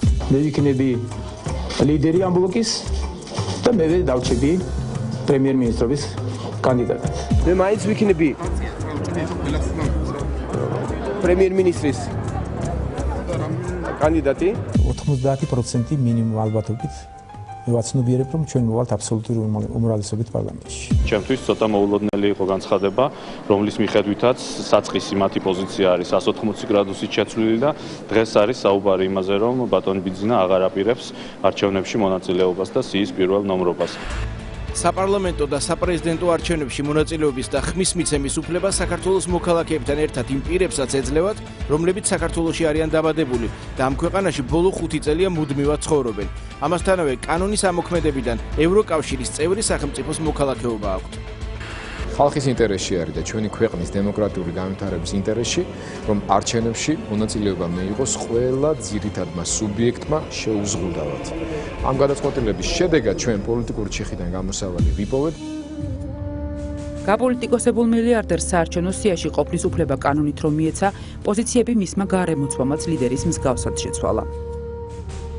საკონსტიტუციო ცვლილებებია შეტანილი პარლამენტში, რომლითაც თუ ის გავიდა და ალბათ გავა, რა თქმა უნდა, ბიძინა ივანიშვილს ექნება შესაძლებლობა, რომ იყოს საარჩევნო სიაში. პირველი დღიდან, როდესაც გაჟღერდა ეს ინიციატივა, ჩვენ ყველამ ერთად და ბატონმა ბიძინამ პირველ რიგში გააკეთა განცხადება, რომ ჩვენ დაუპირისპირდით ამ ცვლილებებს და ვთქვით, რომ ეს იყო აბსურდი, რომელშიც მონაწილეობას არ მივიღებდით. 2011 წლის 27 დეკემბრის სასამართლო გადაწყვეტილება, სადაც მოსარჩელი არის ბიძინა ივანიშვილი და ადვოკატად მითითებული ვარ მე და ჩემი კოლეგები მოქალაქეობის საკითხზე. ვიდრე მილიარდერს ძვირადღირებული ადვოკატები 100%-იან გამარჯვებაში არწმუნებდნენ, სამოქალაქო რეესტრმა და ოფიციალურმა პარიზმა ოფიციალური დოკუმენტების გამოქვეყნება მოასწრეს. ეს კი ნამდვილად არ იყო ის შედეგი, რომელსაც შუშის სასახლის უფლებადამცველები მდიდარ კლიენტს პირდებოდნენ. საქართველოს მოქალაქეობის მისაღებად ითვალისწინებს ორ პროცედურას. ბატონი ბიზნაიშვილი განცხადების შემოტანის მომენტშიც იყო და დღესაც არის საფრანგეთის რესპუბლიკის მოქალაქე, თუმცა მან მოგმართა ნატურალიზაციის გზით მოქალაქეობის მისაღებად. როგორც ითხრათ, საქართველოს კანონმდებლობა უცხოპრეტეს მოქალაქეებისთვის ნატურალიზაციის გზით მოქალაქეობის მიღების შესაძლებლობას არ ითვალისწინებს. შესაბამისად, ბატონ ბიზნეს უნდა მოემართა მოქალაქეობის მინიჭების თხოვნით. საფრანგეთის რესპუბლიკა, რომელიც არის 1997 წლის 6 ნოემბრის მოქალაქეობის შესახებ ევროპული კონვენციის მონაწილე, ბატონ ბიზინა ივანიშვილს არ შეუწყვეტ საფრანგეთის მოქალაქეობას, მანამ სანამ იგი არ მიიღებს საქართველოს მოქალაქეობას. პირადი ადვოკატების მიერ დაშვებული შეცდომის გამოსწორებას ახლა მილიარდერი თავად ცდილობს. ბიზინა ივანიშვილმა Facebook-ზე გამოქვეყნებულ ღია წერილში საქართველოს პრეზიდენტს ორმაგი მოქალაქეობის მიღების თხოვნითაც მიმართა. უნდა ისარგებლოს თუ არა ბიზინა ივანიშვილმა მინიჭებული უფლებებით ინტერაქტივის შედეგებამდე, ამ და კიდევ რამდენიმე შეკითხვას პარლამენტის იურიდიული კომიტეტის თავმჯდომარის პირველი მოადგილე ჩიორა თაქთაქიშვილი უპასუხებს. მოგესალმებით, დიდი მადლობა სტუდიაში მოსვლისთვის. გილოცავთ ახალ პარლამენტს პირველ რიგში და დამოუკიდებლობის დღეს, რომელიც გუშინ იზეიმა ჩვენმა ქვეყანამ. დიდი მადლობა ჩვენს ტელემაყურებელს მივესალმები. გუშინ ნამდვილად ძალიან მნიშვნელოვანი დღე იყო, საქართველოს აღნიშნა დამოუკიდებლობის აღდგენის კიდევ ერთი დღესასწაული, რა თქმა უნდა, პარლამენტის ახალი შენობის ინაუგურაცია და პრეზიდენტის გამოსვლა იყო კიდევ ერთი დასტური იმისა, რომ ჩვენ ქვეყანაში ვაშენებთ მართალია, მაგრამ ჯერ ჩვენი მშენებლობა არ არის დასრულებული. მას ძალიან ბევრი რამ აკლია და სწორედ იმისთვის, რომ ჩვენი მიზანი არის ეს მშენებლობა დავასრულოთ, ჩვენ ძალიან დიდი იმედი გვაქვს იმისა, რომ შევძლებთ ყველა იმ პრობლემაზე პასუხის გაცემას, რომელიც დღეს ქართულ ოჯახებს აწუხებს. თქვენ რას ფიქრობთ ჩვენი ინტერაქტიულ შეკითხვასთან დაკავშირებით, უნდა ისარგებლოს თუ არა მინიჭებული უფლებებით ბიზინა ივანიშვილმა? თქვენი სიუჟეტი ძალიან ამომწურავი იყო, აბსოლუტურად ყველა არგუმენტი იყო გაანალიზებული და ყოველ შემთხვევაში წარმოდგენილი. უდავო არის, როდესაც პიროვნება აცხადებს პრეტენზიას პოლიტიკაში მონაწილეობაზე, მსოფლიოში აღიარებულ, ყოველ შემთხვევაში დემოკრატიულ ქვეყნებში აღიარებული წესი პოლიტიკაში მონაწილეობისა, ეს გახლავთ არჩევნებში მონაწილეობა. არ ვიცი, შეიძლება იმ ქვეყანაში, სადაც ბატონმა ბიზინამ დააგროვა თავისი ქონება, ეს წესი, რა თქმა უნდა, ასე არ არის და ალბათ ამის გამოძახილი არის ისიც, რომ მას ძალიან ნორმალურად მიაჩნია ის, რომ იყოს პარტიის ლიდერი და ამავდროულად არ იღებდეს მონაწილეობას არჩევნებში. ეს მისი გადასაწყვეტია, რა თქმა უნდა, მისი არჩევანი არის, მაგრამ მე ვფიქრობ, საქართველოს მოქალაქეები იმსახურებენ იმას, რომ თუ კი არსებობს პოლიტიკური ძალები და კონკრეტული პიროვნებები, რომელთაც სურვილი აქვთ სათავეში ჩაუდგნენ პოლიტიკურ მოძრაობებს, გამოვიდნენ სამსჯავროზე. ასეთი სამსჯავრო არის არჩევნები, სადაც მოქალაქეებს მიეცემათ არჩევანის გაკეთების შესაძლებლობა. იცით რა მინდა გკითხოთ, რამდენიმე დღეა ბიზინა ივანიშვილი ცდილობს განმარტოს, რატომ თქვა უარი ამ ყველაფერზე. მის რჩეულ მედიაში მან რამდენიმე დღის წინ გააჟღერა ესეთი მოსაზრება, რომ ეს იყო საფრთხე არა მარტო მისთვის, არამედ ქვეყნისთვის, იმიტომ რომ ამ კანონით შეუძლია ნებისმიერ უცხოელ ადამიანს, რომელსაც საქართველოსთან არანაირი კავშირი არ აქვს და ქართულად არც კი ლაპარაკობს, გახდეს პარლამენტის წევრი და პარლამენტის 150-ვე წევრი იყოს ასეთი ადამიანი. რამდენად არსებობს რეალურად ეს საფრთხე მართლა? ნამდვილად ალბათ კიდევ ერთხელ მივდივართ იმ საკითხამდე, რომ ბატონ ბიზინას მხედველობიდან აქვს გამორჩენილი ყველაზე მნიშვნელოვანი მომენტი ქვეყნის პოლიტიკურ ცხოვრებაში. ეს არის არჩევნები. ის რომ კონკრეტულ პიროვნებებს შეიძლება შესაძლებლობა მიეცეთ მონაწილეობა მიიღონ არჩევნებში, კონკრეტულად ამ კონკრეტულ შემთხვევაში ბატონ ბიზინას ექნება შესაძლებლობა რომ მონაწილეობა მიიღოს არჩევნებში, ეს სულაც არ ნიშნავს იმას, რომ საქართველოს მოქალაქეები მაინცსა და მაინც მას დაუჭერენ მხარს და ამის დადასტურება არის ის მრავალი კვლევა, რომელიც ტარდება, მათ შორის თავად მისი სამსახურიც ატარებს და ალბათ ამ კვლევებმა გარკვეული გავლენა მასზე იქონია, რამდენადაც ყოველ შემთხვევაში თუმცა არ ენდობა ოფიციალურად უნდობლობას ყოველ შემთხვევაში ბოლო პერიოდში ვხედავთ, რომ მას გადაწყვეტილი აქვს მონაწილეობა არ მიიღოს არჩევნებში. ალბათ ძალიან ძნელი იქნებოდა მისთვის იმის აღიარება, რომ დამარცხებული იყო არჩევნებში. შეიძლება ასეთი მოსაზრებაც განვიხილოთ, მაგრამ მთავარი ის არის, რომ კონსტიტუციური ცვლილება ითვალისწინებს შესაძლებლობას.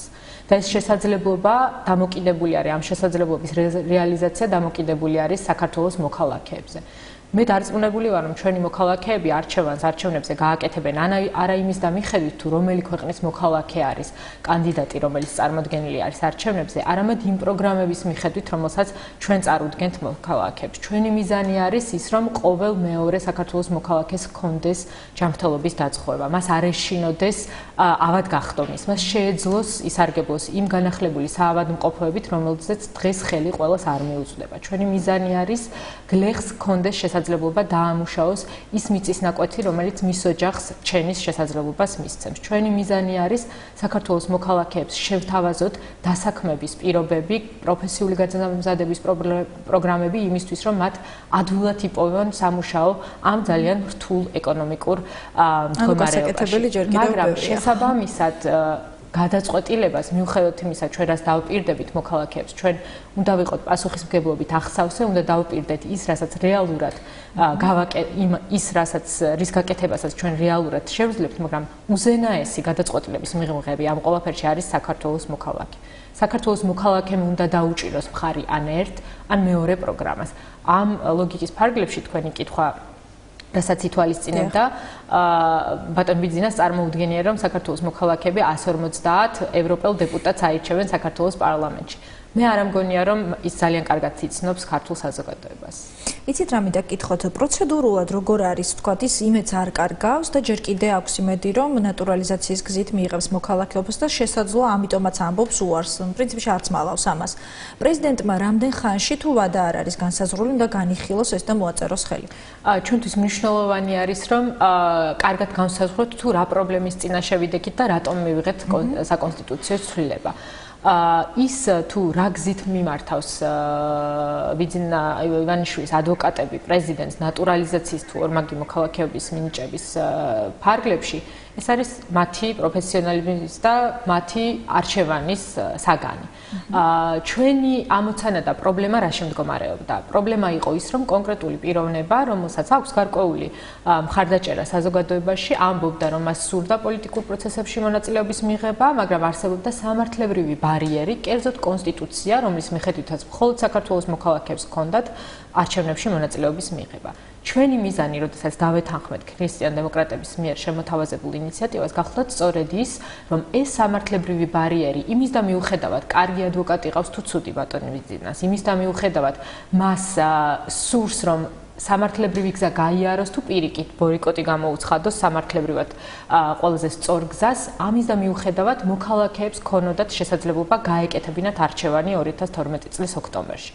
ჩვენი ურყევი მიზანი გახლავთ ის, რომ 2012 წლის არჩევნები იყოს სამართლიანი, გამჭვირვალე და იმაზე უფრო მეტად კარგად ორგანიზებული, ვიდრე ნებისმიერი წინა არჩევნები. და ის ტენდენციები, რაც საერთაშორისო ორგანიზაციებმა დააფიქსირებს ყველა წინა არჩევნებზე, ნამდვილად ამის იმედის შესაძლებლობას გვაძლევს. ჩვენი მიზანი იყო ზუსტად ის, რომ არ შექმნოდა არავითარი არ გაჩენილიყო კითხვის ნიშანი, არ გაჩენილიყო ბარიერი, რომლის მიხედვითაც საქართველოს მოქალაქეებს არ ექნებოდათ არჩევანის გაკეთების შესაძლებლობა. მე დარწმუნებული ვარ, რომ საქართველოს მოქალაქეები გააკეთებენ ზუსტად იმ არჩევას, რომელიც ყველაზე მეტად მოაგვარებს მათ პრობლემას, დასაქმების პრობლემას, ჯანდაცვაზე ხელმისაწვდომობის პრობლემას, სოფლად მცხოვრები გლეხის ოჯახის რჩენის პრობლემას. სანამ ინტერაქტივ შევაჯამოთ, ერთი შეკითხვა მინდა დაგისვათ, ისე ვერ გაგიშვებთ სტუდიიდან. საარჩევნო კამპანია გახსნილად გამოაცხადა დღეს ქართულმა ოცნებამ, მიუხედავად იმისა, რომ ბიძინა ივანიშვილი არ აპირებს არჩევნებში მონაწილეობას ამ პირობებში. ნაციონალურ მოძრაობას ჯერ საარჩევნო კამპანია ასე ოფიციალურად არ გაუხსნია, ხომ? თქვენთვის როგორც ვთქვათ კონკურენტი ძალისთვის, არ ვიცი ასე დავარქმევდი, რამდენად მისაღებია ქუჩაში საარჩევნო კამპანიის დაწყება? ბუნებრივია, ალბათ გადაჭარბებული იქნება იმის თქმა, რომ ბატონი ბიძინა ივანიშვილის კამპანია დღეს დაიწყო. ალბათ ის გაცილებით უფრო ადრე მიმდინარეობდა, კონკრეტულად მაშინ დაიწყო, როდესაც მილიონები ჩამოარიგა პოლიტიკურ პარტიებზე, გაგახსენებთ ეს გასული წლის დეკემბერში მოხდა. ამ ფულს ტყუილა არავის არ ურიგებს, ეს გასაგები არის, მაგრამ აქ მთავარი ეს არ არის. ნებისმიერი ფორმა, რომელსაც აირჩევს ქართული ოცნება, ეს არის მათი გადასაწყვეტი, მაგრამ მთავარი არის ის, რომ საქართველოს მოქალაქეებს ჰქონდეთ არჩევანის გაკეთების შესაძლებლობა. მათ ერთიანი ნაციონალური მოძრაობა სთავაზობს არჩევნებზე სწორედ იმ პროგრამებს, რომლებიც ყველაზე მეტად პასუხობს იმ პრობლემებს, რომელსაც ყოველდღიურ შეხვედრებში ჩვენ ვაწყდებით. ეს პრობლემები ჩვენმა ტელემაყურებელმა ჩემზე უკეთესად იცის. ჯერ კიდევ ჩვენ ქვეყანას არ აქვს საკმარისი სამუშაო ადგილები, არ არის შესაბამისი პროფესიული ცოდნა იმისთვის, რომ დაკავებული იქნას და ათვისებული იქნას ის შემოთავაზებები, რომელიც დღეს სამუშაო ბაზარზე არსებობს, არის პრობლემები კონკრეტულად პენსიაზე მყოფი მოქალაქეებისთვის, იმისთვის, რომ მათ ღირსეულ პირობებში იცხოვრონ და რა თქმა უნდა, ჯანდაცვის პრობლემები ასაკის მომატებასთან ერთად იმატებს თუ არ იკლებს. შესაბამისად, ჩვენი ამოცანა არის სწორედ ამ პრობლემებზე გავცეთ პასუხი და ის სამოქმედო გეგმა, რომელიც ჩვენ გაგვაჩნია და ითვალისწინებს სწორედ მოდერნიზაციის პოლიტიკას 2015 წლამდე იმ გეგმების მიღწევას და განხორციელებას, რომელიც ჩვენ დავიწყეთ, მიზნად ისახავთ სწორედ ამ პრობლემების მოგვარებას. მე მგონი, მთავარი არის სწორედ ამაზე ვისაუბროთ, მთავარი არის ვისაუბროთ იმაზე, რა რეალისტურ პროგრამას ვთავაზობთ ჩვენ საზოგადოებას არჩევანის გასაკეთებლად, ხოლო ის, ვინ რამდენ მილიონს დახარჯავს, დამერწმუნეთ ქართული საზოგადოებისთვის ერთის მხრივ შეიძლება ძალიან პრობლემული გახდეს, იმიტომ რომ ჩვენ წინა სიუჟეტიც ვნახეთ თქვენს გადაცემაში, რომელიც ჩემი შეფასებით შეიძლება ჩავთვალოთ როგორც ადამიანის, რომელიც შეიძლება არ იყოს გათვითცნობიერებული კანონმდებლობის ყველა მოთხოვნაში ძალიან უსინდისო მოტყუება.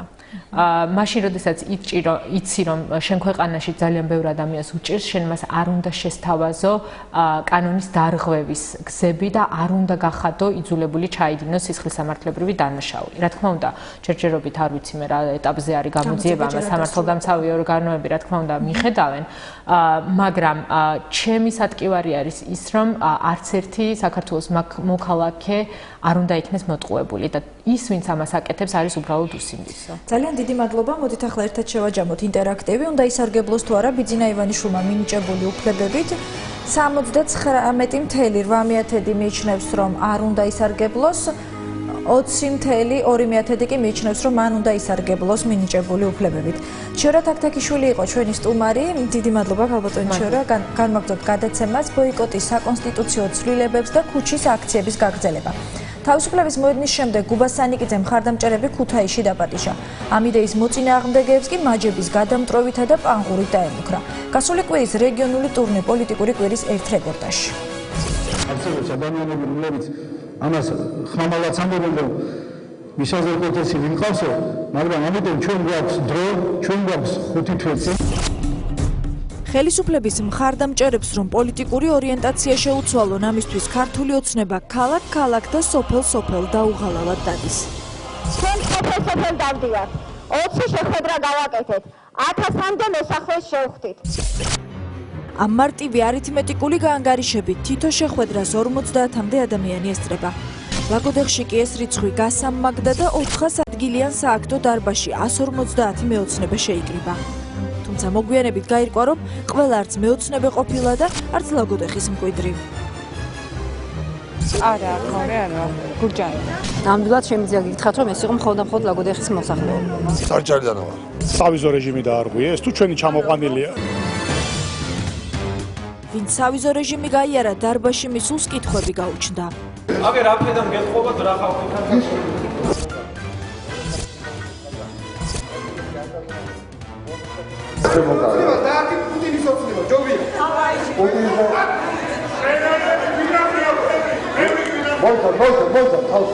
მას არ სჯერა ივანიშვილის, ვინაიდან ის საქართველოში გაატარებს რუსულ პოლიტიკას. ის ვისაც კითხვები არ გასჩენია და გუგული მაღრაძისა და ვახტანგ ხმალაძის მონოლოგმა დააკმაყოფილა, კრების ერთგული ბოლომდე დარჩა. დარჩენილებს ბერას გარეპილი პოლიტიკაც მოასმენინეს. ვისაც ბერას ხმა ვერ მიაწვდინეს, იქ ბეჭდური პროპაგანდა ამუშავდა.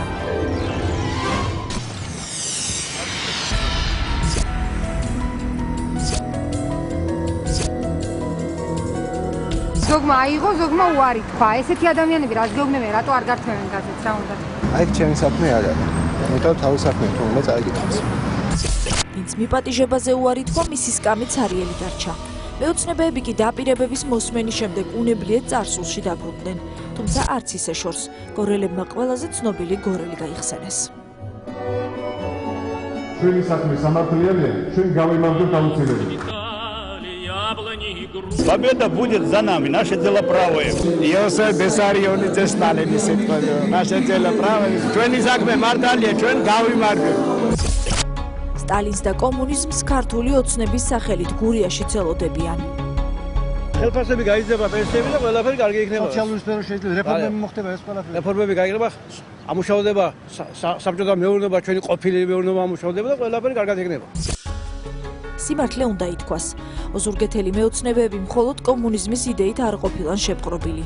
ერთ ნაწილს ბატონყმობის დაბრუნებაც მოუნდა. მე ხوار ვარ აზნაური დასტავადი და თავადაზნაურობაზე უარი სულაც არ ნიშნავს იმას, რომ რესპუბლიკური პარტიის ლიდერს ღონე არ ერჩის. დავით ბერძენიშვილი რინგზე გასასვლელად ემზადება. მოიყვანოს გურიაში მისი პარლამენტი, გამოიყვანოს და დაახლოთ. როგორები არიან, გნებავთ ლაპარაკით, გნებავთ ურთიერთობის ნებისმიერი ფორმები, რომლისთვისაც ჩვენ მზადავართ. ფიზიკური მონაცემების გათვალისწინებით კიდევ უფრო საბრძოლოა გუბას სანიკიცის განწყობა. ასე ვიქნებით გადმოხვეწილები სანამდე ამათ ხერხემალს არ გადაუკრებ. მტროებისა და პანღურების თემა ქართული ოცნების იმერეთის კოორდინატორმა თერჯოლაშიც გააგრძელა. მაჯებს მოგანტრევთ.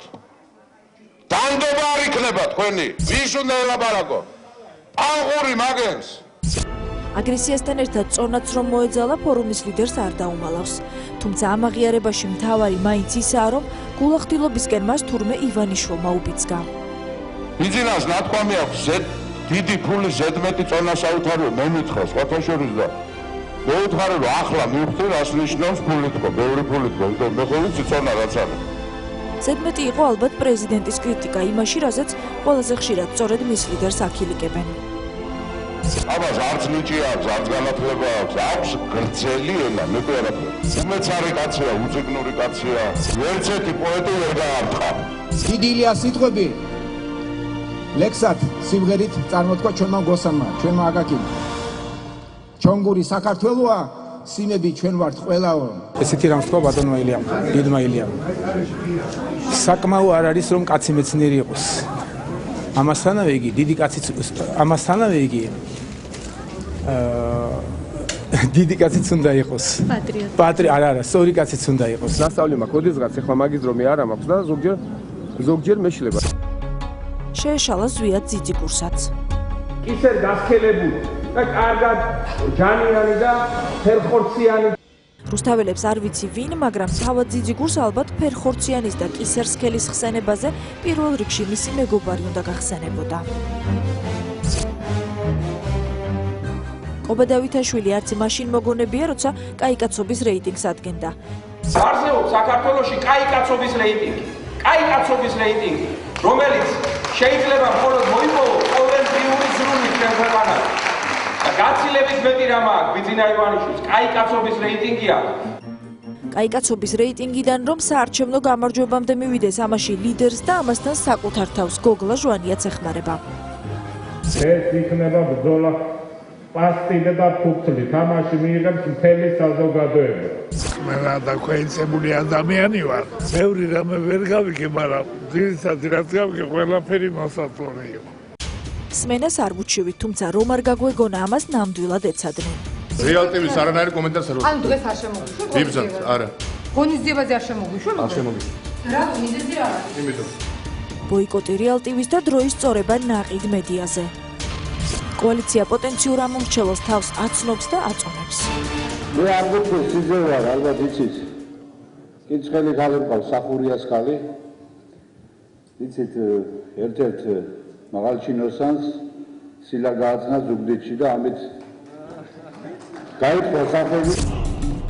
ვისაც ბიძინა გუჯაბიძის ოჯახური ბექგრაუნდი არ აინტერესებს, ლიდერების საგანგებოდ დამონტაჟებულ ფილმს აჩვენებენ.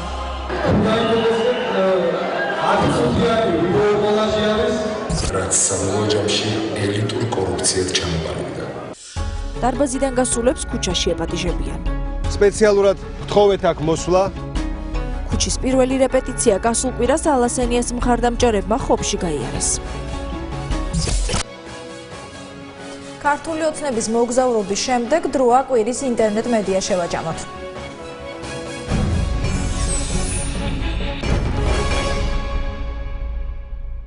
რატომ დაყო ეკაბერიძე მედიაპოლუსებად რა სლოგანს ურჩევენ წინა საარჩევნოდ ბიძინა ივანიშვილს და როგორ აფასებს დასავლური პრესა რუსეთ-ამერიკის პოლიტიკურ ორთაბრძოლას კავკასიაში.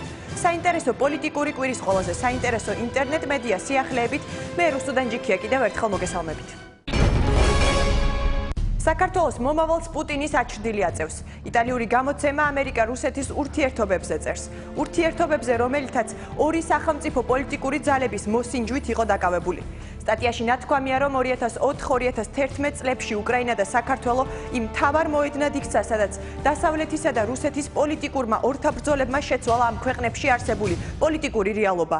რუსეთმა არსებული პოზიციას ორ განსხვავებული სტრატეგიის წყალობით მიაღწია. განახორციელა რაის ცხოვრებაში კლასიკურ საბჭოთა სტილში. ნატოს ექსპანსიის შესაჩერებლად კრემლს ორი სპეციფიკური გარემოება სჭირდებოდა. პირველი გარემოება მდგომარეობდა უკრაინული მთავრობის ნების შეცვლაში, რაც მოხდა კიდეც ხელისუფლებაში პრორუსულად განწყობილი პოლიტიკური ძალების მოსვლით. მეორე გარემოება, რომლითაც შესაძლებელი გახდებოდა საქართველოს ნატოში გაწევრიანების აღკვეთა, ან როგორც მინიმუმ შენელება მდგომარეობდა საქართველოს ტერიტორიული მთლიანობის დარღვევაში, რადგან ასეთ შემთხვევაში ჩრდილოატლანტიკურ ალიანსში წევრობის კანდიდატი ვეღარ გახდები. სწორედ ეს მეორე გარემოება იქნა უზრუნველყოფილი საქართველოში 2008 წლის აგვისტოში, რის შემდეგაც რუსეთმა თავის ძალისხმევა უკვე უკრაინისკენ მიმართა. ისარგებლა რა საქართველოს შემადგენლობაში ორი პატარა სეპარატისტული რეგიონის არსებობით, რომელთა თვითგამოცხადებული მთავრობის პოზიცია ყოველთვის პრორუსული იყო, მოსკოვმა შეძლო თბილისთან შეიარაღებული კონფლიქტის გაჩაღება და შემდეგ სამხედროების დახმარებით ამ ტერიტორიების ოკუპირება, მიუხედავად იმისა, რომ მისი ეს ნაბიჯი პოლიტიკურად მთელმა მსოფლიომ დაგმო. ჟურნალისტ ზილფიმიანი სტატია საკუთარი დასკვნით ასრულებს. და ბოლოს, აღსანიშნავია, რომ პოლიტიკურ ანტაგონიზმს რუსეთს და საქართველოს შორის მოხვება ის, რომ ამერიკა დიდი ხნით დარჩება საქართველოს სტრატეგიულ პარტნიორად, თუმცა საქართველოს დემოკრატიზაციის სრულყოფის პროცესი მხოლოდ ქვეყნის შიგნიდან არის შესაძლებელი. საინფორმაციო პორტალი ამბებიჯი ეკაბერიძესთან ინტერვიუს აქვეყნეს, სადაც ის დაწვრილებით ყვება საკუთარი ბავშვობის, მისი ქმრებისა და შვილების შესახებ. ამ ვითომც და ძალიან ყვითელ ინტერვიუს ასეთი სათაური აქვს. რატომ არ გაჰყვა ეკაბერიძე ქმარს მეცხრე არხზე? ეკაბერიძე, რომელიც რამდენიმე თვის წინ ივანიშვილთან ვრცელ ინტერვიუში თავის რესპონდენტს ხოტბას ასხავდა, დღეს თვლის, რომ მაესტრო არ უნდა აზარალოს და მეცხრე არხზე სწორედ ამ მიზეზით არ გადადის. ყოველ შემთხვევაში, როგორც თავად ამბობს, ამ ეტაპზე. მე ვრჩები მაესტროში, იმის გამო რომ შეიქმნა მეცხრე არხი მაესტრო არ უნდა დაზარალდეს. სხვათა შორის მამუკა ღლონტმა პირდაპირ მითხრა, თუ გინდა ქმართან წასვლა, ჩემთან არ გექნება პრობლემა. მითხარი და წადიო. ჩემი პასუხი ასეთი იყო, არ ვაპირებ ტელევიზიიდან წასვლას, მიმაჩნია რომ აქ უნდა ვიყო და თუ შენ გინდა წავიდე, მაშინ წავალ მეთქი. ბერიძე საუბრობს იმაზეც, რომ მეცხრე არხი და მაესტრო ერთმანეთის კონკურენტები არ არიან, უფრო პარტნიორები. ციტატა ინტერვიუდან. ერთი მხრივ არის სახელისუფლებო არხები და მეორე მხრივ სამი ტელევიზია, რომელიც მოქმედების არეალი ძალიან შეზღუდულია, ამიტომ ერთმანეთის კონკურენტებად არ უნდა განიხილონ. ბერიძე მესამე ტელევიზიად სავარაუდოდ ტელეკომპანია კავკასიას გულისხმობდა. ობიექტურმა ჟურნალისტმა ბერიძემ სუბიექტურობაზე თავადვე ისაუბრა და მედია ორ პოლუსადაც გაჰყო. ივანიშვილის კიდევ ერთი მეხუთე ბლოგს წერს იმაზე, რომ ივანიშვილი სწორი და მართალი კაცია და რომ ის შეძლებს საქართველოს გადარჩენას. თითქოს საინტერესო არაფერი ერთი ჩვეულებრივი მხარდამჭერის ჩვეულებრივი სტატია, თუმცა აქვე ვკითხულობთ. ივანიშვილის არსებობა რამდენიმე წლის წინ გავიგე. მინსკიდან მივფრინავდით თბილისში. აეროპორტის მოსაცდელ დარბაზში ერთი ახალგაზრდა ბიჭი აღტაცებული ყვებოდა ვიღაც მაგარ კაცზე, რომლის დახმარებით ის მოსკოვში გულაობს, რადგან იცის, რომ მის ცოლ-შვილს არაფერი გაუჭირდება. მისი თქმით, იმის გამო, რომ სოფლის გზებზე ნეხვი არ ყოფილიყო, ივანიშვილმა ყველას უთხრა, თუ ძროხავს არ იყოლიებთ, თვეში 500 ლარს გადაგიხდითო. ოჯახის რჩენა საფიქრალად რომ არ ქონოდა ის ბიჭი და მისნაირები რუსეთში წავიდნენ ნებათა გასართლად. რამდენიმე წლის შემდეგ ბლოგის ავტორმა მისი საჩხერელი ნაცნობი მოიკითხა და აი რა გაიგო. 2 წლის მერე ჩემს ძმასთან ვნახე საჩხერელი მუშები სახლს ურემონტებდნენ. რა ხდება სოფელში, ვიკითხე კარგი ამბის მოლოდინით. კაცები გალოთნენ, ქალები წახდნენ, უსაქმურობამ გარყვნა ხალხი, მიპასუხეს მათ. შემეშინდა დაღუპავს ეს იმერელი კაცი თავის რაიონის მოსახლეობას მეთქი. ცოტა ხანში კი მხოლოდ მშობლიურ რაიონს კი არა, მარჩენლად ექცა მთელი საქართველოს გამოჩენილ შემოქმედებს. ვიფიქრე, ეს ხალხი გონიერია, ისინი გაუძლებენ მეცენატის გამოცდას მეთქი, ვერ გაუძლეს. ბლოგის ავტორი მილიარდერს ურჩევს მის ირგვლივ ფულის კი არა იდეის მოყვარულები შეკრიბოს. მსჯელობის დასასრულს ავტორს შაჰნამეს ავტორ ფირდოუსი სიტყვები მოჰყავს, ვინც უღირსებს აამაღლებს, მათზე იმედს დაამყარებს, სწორი გზიდან გადაუხვევს ის გულში გველს ჩაიხუტებსო. ივანიშვილი მშვიდობის ხიდს დაგვინგრევს. ივანიშვილის პოლიტიკურ არქიტექტურულ პროექტებს ინტერნეტ მედიაც ეხმაურება. ანალიტიკურ სტატიაში პრესაჯის ჟურნალისტი ივანიშვილზე ამბობს, რომ მილიარდერი შუშის სასახლიდან ვერც მშვიდობის ხიდს აღიქვამს და ვერც ქალაქის განახლებულ არქიტექტურას. სტატიის ავტორი ურჩევს მილიარდერს თავის შუშის სასახლესთან ერთად ჭორვილაში გადაბარგებას.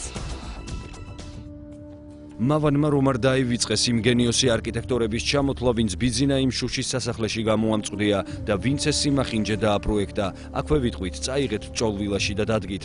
ვჯერა ბატონო, რომ შედევრია, მაგრამ შედევრებსაც ადგილის შერჩევა სჭირდება. ისტორიული უბანი არაა ივანიშვილის მახინჯი წარმონაქმნის ადგილი, ჭოლვილა უფრო მოუხდებოდა. გვერწმუნეთ, ბიძინა ადგილს დიდი მნიშვნელობა აქვს. აი თქვენ რომ დატეულიყავით ჭოლვილაში, ახლა ასე სასაცილო და კონტექსტიდან ამოვარდნილი არ იქნებოდით. სტატიის ავტორის პოზიცია ასეთია: კაცია და ბუნება. ზოგი მილიარდერი მინდვრებში დარბის ბოტასებით, ზოგი მილიარდერი კი შუშის ოთახში ვარჯიშობს ლაკის ტუფლებითა და ტრუსიკ ნიფხავით. გემოვნებაზე ვერ იდავებ, მით უმეტეს მილიარდერთანო. სლოგანი, რომელიც ივანიშვილს მოუხდებოდა, დასანგრევი კიდევ ბევრია. ხიდის დანგრევის თემას ბლოგს უძღვნის ჟურნალისტი ლუკა მენაბდე. სტატიის ავტორი ივანიშვილის ფრთიან ფრაზებზე მეტად კვირის პალიტრის იმ ჟურნალისტზე აკეთებს აქცენტს, ვინც ივანიშვილთან ინტერვიუ ჩაწერა.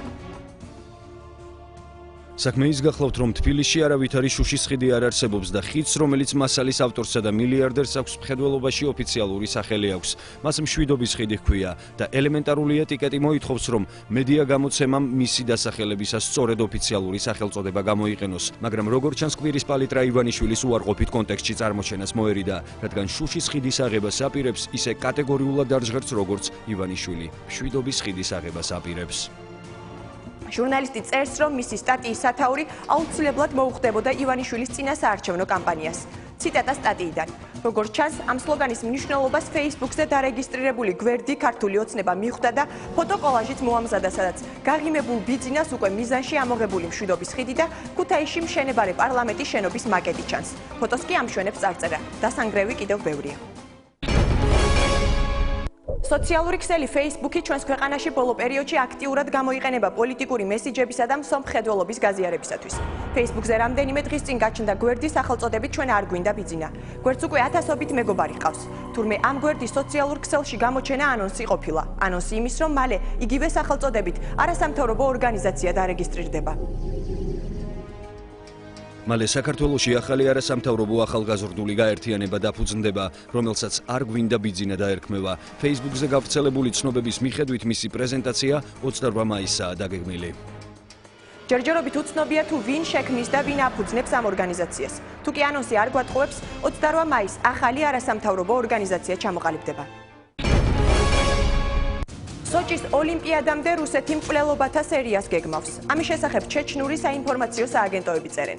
გავრცელებული ინფორმაციით მკვლელობები იგეგმება ევროპაში, მოსკოვსა და თავად კავკასიაში. კრემლის შავ სიაში ის პერსონები შედიან, რომლებსაც ოლიმპიადის წინ რუსეთის ხელისუფლების დაზარალება შეუძლიათ და იმავდროულად მოსახლეობაში ავტორიტეტითაც სარგებლობენ. ასეთი გეგმის არსებობა კი წახალისებულია იმით, რომ სტატიის ავტორის თქმით, კრემლისთვის არავის მოუთხოვია პასუხი ჟურნალისტ ანა პოლიტკოვსკაიას მკვლელობის გამო, რასაც მეორე ტალღა მოყვა და პოლიტკოვსკაიას შემდეგ ლიკვიდირებულ იქნენ ჩეჩნეთში, დაღესტანში, ინგუშეთში და ყარაჩაი-ჩერქეზეთში მოღვაწე სხვა უფლებადამცველებიც. რაც შეეხება მომავალში მიზანში ამოღებულ პირებს, რომლებიც ევროპაში ცხოვრობენ, მათ შორის პირველ რიგში სავარაუდოდ არის უფლებადამცველი ორგანიზაცია მემორიალის ჩეჩნეთის განყოფილების ხელმძღვანელი შახმან აკბულატოვი, უფლებადამცველი იბრაგიმ ლიანოვი, მეუღლესთან ერთად ჩეჩნეთის საზოგადო მოღვაწე მუსა ტაიპოვი და ინგუში ჟურნალისტი მაგომედ დორიევი. ანალოგიურად სამიზნეები არიან ჩეჩნეთში, თუმცა აღნიშნული ინფორმაციის წყაროს თანახმად ჩეჩნეთთან დაკავშირებული რეზონანსის გამოწვევისგან მოსკოვი ჯერჯერობით თავს შეიკავებს. ხოლო რაც შეეხება ამ მკვლელობების უშუალო შემსრულებლებს, სტატიაში ნათქვამია, რომ რუსეთის სპეცსამსახურები ამისათვის ჩეჩნური წარმოშობის პირებს არჩევენ, რომლებიც შემდეგ განტევების ვაცებად იქცევიან. ჯამაათის საქმე. სტატიას ამ სათაურით ტაბულას ვებგვერდზე ამოიკითხავთ. სტატიაში ნათქვამია, რომ რუსეთის სპეცსამსახურებმა 10 მაისს მასშტაბური ტერაქტის აღკვეთის შესახებ განაცხადეს. ეროვნული ანტიტერორისტული კომიტეტის ცნობით რუსულმა FSB-მ აფხაზურ სპეცსამსახურებთან აფხაზეთის ტერიტორიაზე აღმოაჩინა 10 სამალავი, რომლებშიც დიდი რაოდენობით შეიარაღება ინახებოდა. ჩრდილო კავკასიელ მეამბოხეებთან კავშირი და სოჭის ოლიმპიადის წინააღმდეგ პროვოკაციების მზადებაში მოსკოვი თბილის პირველად არ ადანაშაულებს. გასული წლის თებერვალში რუსეთის მაშინდელმა პრეზიდენტმა დიმიტრი მედვედევმა ძალოვნებს მოუწოდა ეზრუნათ სოჭის უსაფრთხოებაზე, რადგან არსებობს გარკვეული პრობლემები ჩვენს მეზობელთან, საქართველოსთან დაკავშირებით. გასული წლის მაისში თბილისში ოპოზიციის ქუჩის აქციების პარალელურად რუსულმა მედიამ და ზოგიერთმა ოფიციალურმა პირმა აქტიურად აიტაცეს უმაროვის თემა, რომელიც თითქოს საქართველოში იმყოფებოდა. ისევე როგორც წინა შემთხვევებში თბილისმა მოსკოვის ბრალდებები ამჯერადაც კატეგორიულად უარყო. საქართველოს შინაგან საქმეთა სამინისტრომ რუსული მხარის ინფორმაციას ყოველგვარ საფუძველს მოკლებული უწოდა. შინაგან საქმეთა სამინისტრომ მოსკოვში ახსენა, რომ უკანასკნელ პერიოდში სწორედ რუსულმა სპეცსამსახურებმა სცადეს საქართველოს ტერიტორიაზე არაერთი ტერორისტული თუ დივერსიული აქტის განხორციელება. ჩელიაბინსკის სკოლაში რუსეთის შინაგან საქმეთა სამინისტროს კავკასიელების ჩაგვრის საშუალება არ მისცეს. პოლიციის უფროსმა მაიორმა ასეთი შინაარსის წერილობითი მოთხოვნა გაუგზავნა სკოლის დირექტორს. გთხოვთ წარმოგვიდგინოთ თქვენს საგანმანათლებლო დაწესებულებაში მოსწავლე კავკასიური ეროვნების მოზარდების შესახებ ცნობები, გვარი, სახელი, მამის სახელი, საცხოვრებელი მისამართი, ცნობები მშობლების შესახებ, რომლებიც აქვთ ან არ აქვთ რუსეთის ფედერაციის მოქალაქეობა. მოთხოვნის ტექსტს ხელს პოლიციის მაიორი პენზინა აწერს. თქვენს მიმართვაზე გპასუხობთ, რომ ჩვენს ლიცეუმში მხოლოდ ერთი ეროვნებაა მათემატიკა. ეს კი ბატონი პოპოვის პასუხი გახლავთ ქალბატონი პენზინას მოთხოვნაზე. ეროვნული შეურაცხყოფის გრძნობა, რომელიც რუსეთის სხვადასხვა ქალაქებიდან გამოყრილი და სამშობლოში სატვირთო თვითმფრინავებით ჩამოზიდული ქართველების ხილვამ აღძრა ჩვენში. რუსეთის ოფიციალური პირები ამ მეთოდით უკანონო მიგრაციას და კრიმინალს ებრძოდნენ. როგორც ხედავთ, კრიმინალთან ბრძოლის უკვე ჩამოყალიბებულ ტრადიციას არც რუსეთის შინაგან საქმეთა ახალი მინისტრი ღალატობს. შევხვდებით ზუსტად ერთ კვირაში. საინტერესო პოლიტიკურ კვირას გისურვებთ.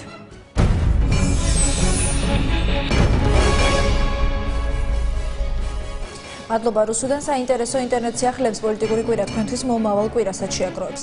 რუბრიკას კვირის ბლოგი კი დღეს ლადო ჩალათაშვილი წარმოგიდგენთ.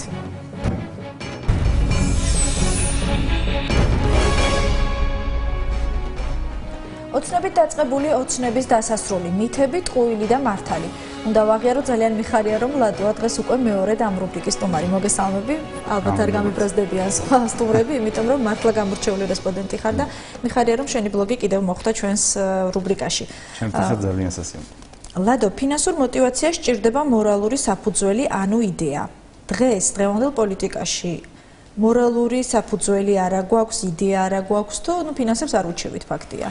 ხო, ფინანსებს არ უჩივით, ეს თალსახად ფაქტია. იდეას რაც შეეხება, იდეას უჩივით, იმიტომ რომ ნებისმიერ ოცნებას გააჩნია თავისი იდეა. ვერ დაინახე, თუნდაც დღეს ქართული ოცნების იდეა. ვერ დავინახე და წინასწარმოებისასაც აღნიშნე, რომ მინდა დავინახო ვექტორია იქნება ამ პოლიტიკური მოძრაობის გაერთიანების. დღემდე მე ეს იდეა ვერ დავინახე, ანუ რის მიმართ ერთიანდებიან ეს ადამიანები. პარტიების პრივატიზაცია რომ მიმდინარეობს, ეს რატომ დაინახე? ეს ცალსახა იყო და ეს ყველაფერი ჩანს კარგად, რომ რა თქმა უნდა ამ ყველაფერს ეს გაერთიანება ცოტა სხვა მოტივებით ხდება, იმიტომ რომ ერთ შემთხვევაში კეთდება განცხადება, რომ გამორიცხულია რაღაცა ძალებთან თანამშრომლობა, დღეს დავინახეთ, რომ თურმე იმ ძალებთან თანამშრომლობა არანაირი პრობლემა არ აქვს. ბურჯანაძესაც გულისხმობ, კი რა თქმა უნდა, თავისთავად ცხადია, კუკავასაც გულისხმობ ამ შემთხვევაში, იმიტომ რომ ისინი გააქტიურდნენ ამ კონკრეტულ მოვლენასთან დაკავშირებით, ხო? მანამდე ზივანიშვილი მაინც და მაინც დიდ ინტერესს თუ რაღაც მომენტებს თუ არ გავითვალისწინებთ, თუნდაც სამებაში მისალმებას გუშინ.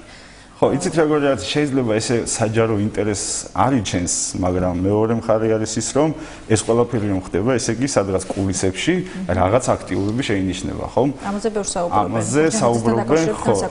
კი ბატონო და არ ჩანს ეს ყველაფერი, ჯერ ესე ცალსახად, მაგრამ დასაწყისი ეტაპი რაც იყო, ეს იყო სულთანო კასტინგი, ყველას გაგვიჩნდა ჯერ ესეთი ასოციაცია და შემდგომ იყო უკვე პრივატიზაცია ამ ყველაფერს. პრივატიზაცია როგორც წესი, თავისი ამ სიტყვის კლასიკური გაგებით უფრო რთულად მიმდინარეობს ხოლმე. ამ შემთხვევაში ხო ძალიან მარტივად იყო, ყველაფერი ვიღაცებს დაურეკეს, მივიდნენ, გამოვიდნენ კარიდან და უკვე იყვნენ ამ კოალიციის წევრები, ხო? ნებისმიერი გაკოტრებული კომპანია ადვილად თანხდება იმაზე, აქაც შეგვიძლია გადმოვიტანოთ ანალოგიურად, ანუ ადვილად თანხდება იმაზე, რომ ჩაიდოს მის ბიზნესში ფული, ხო?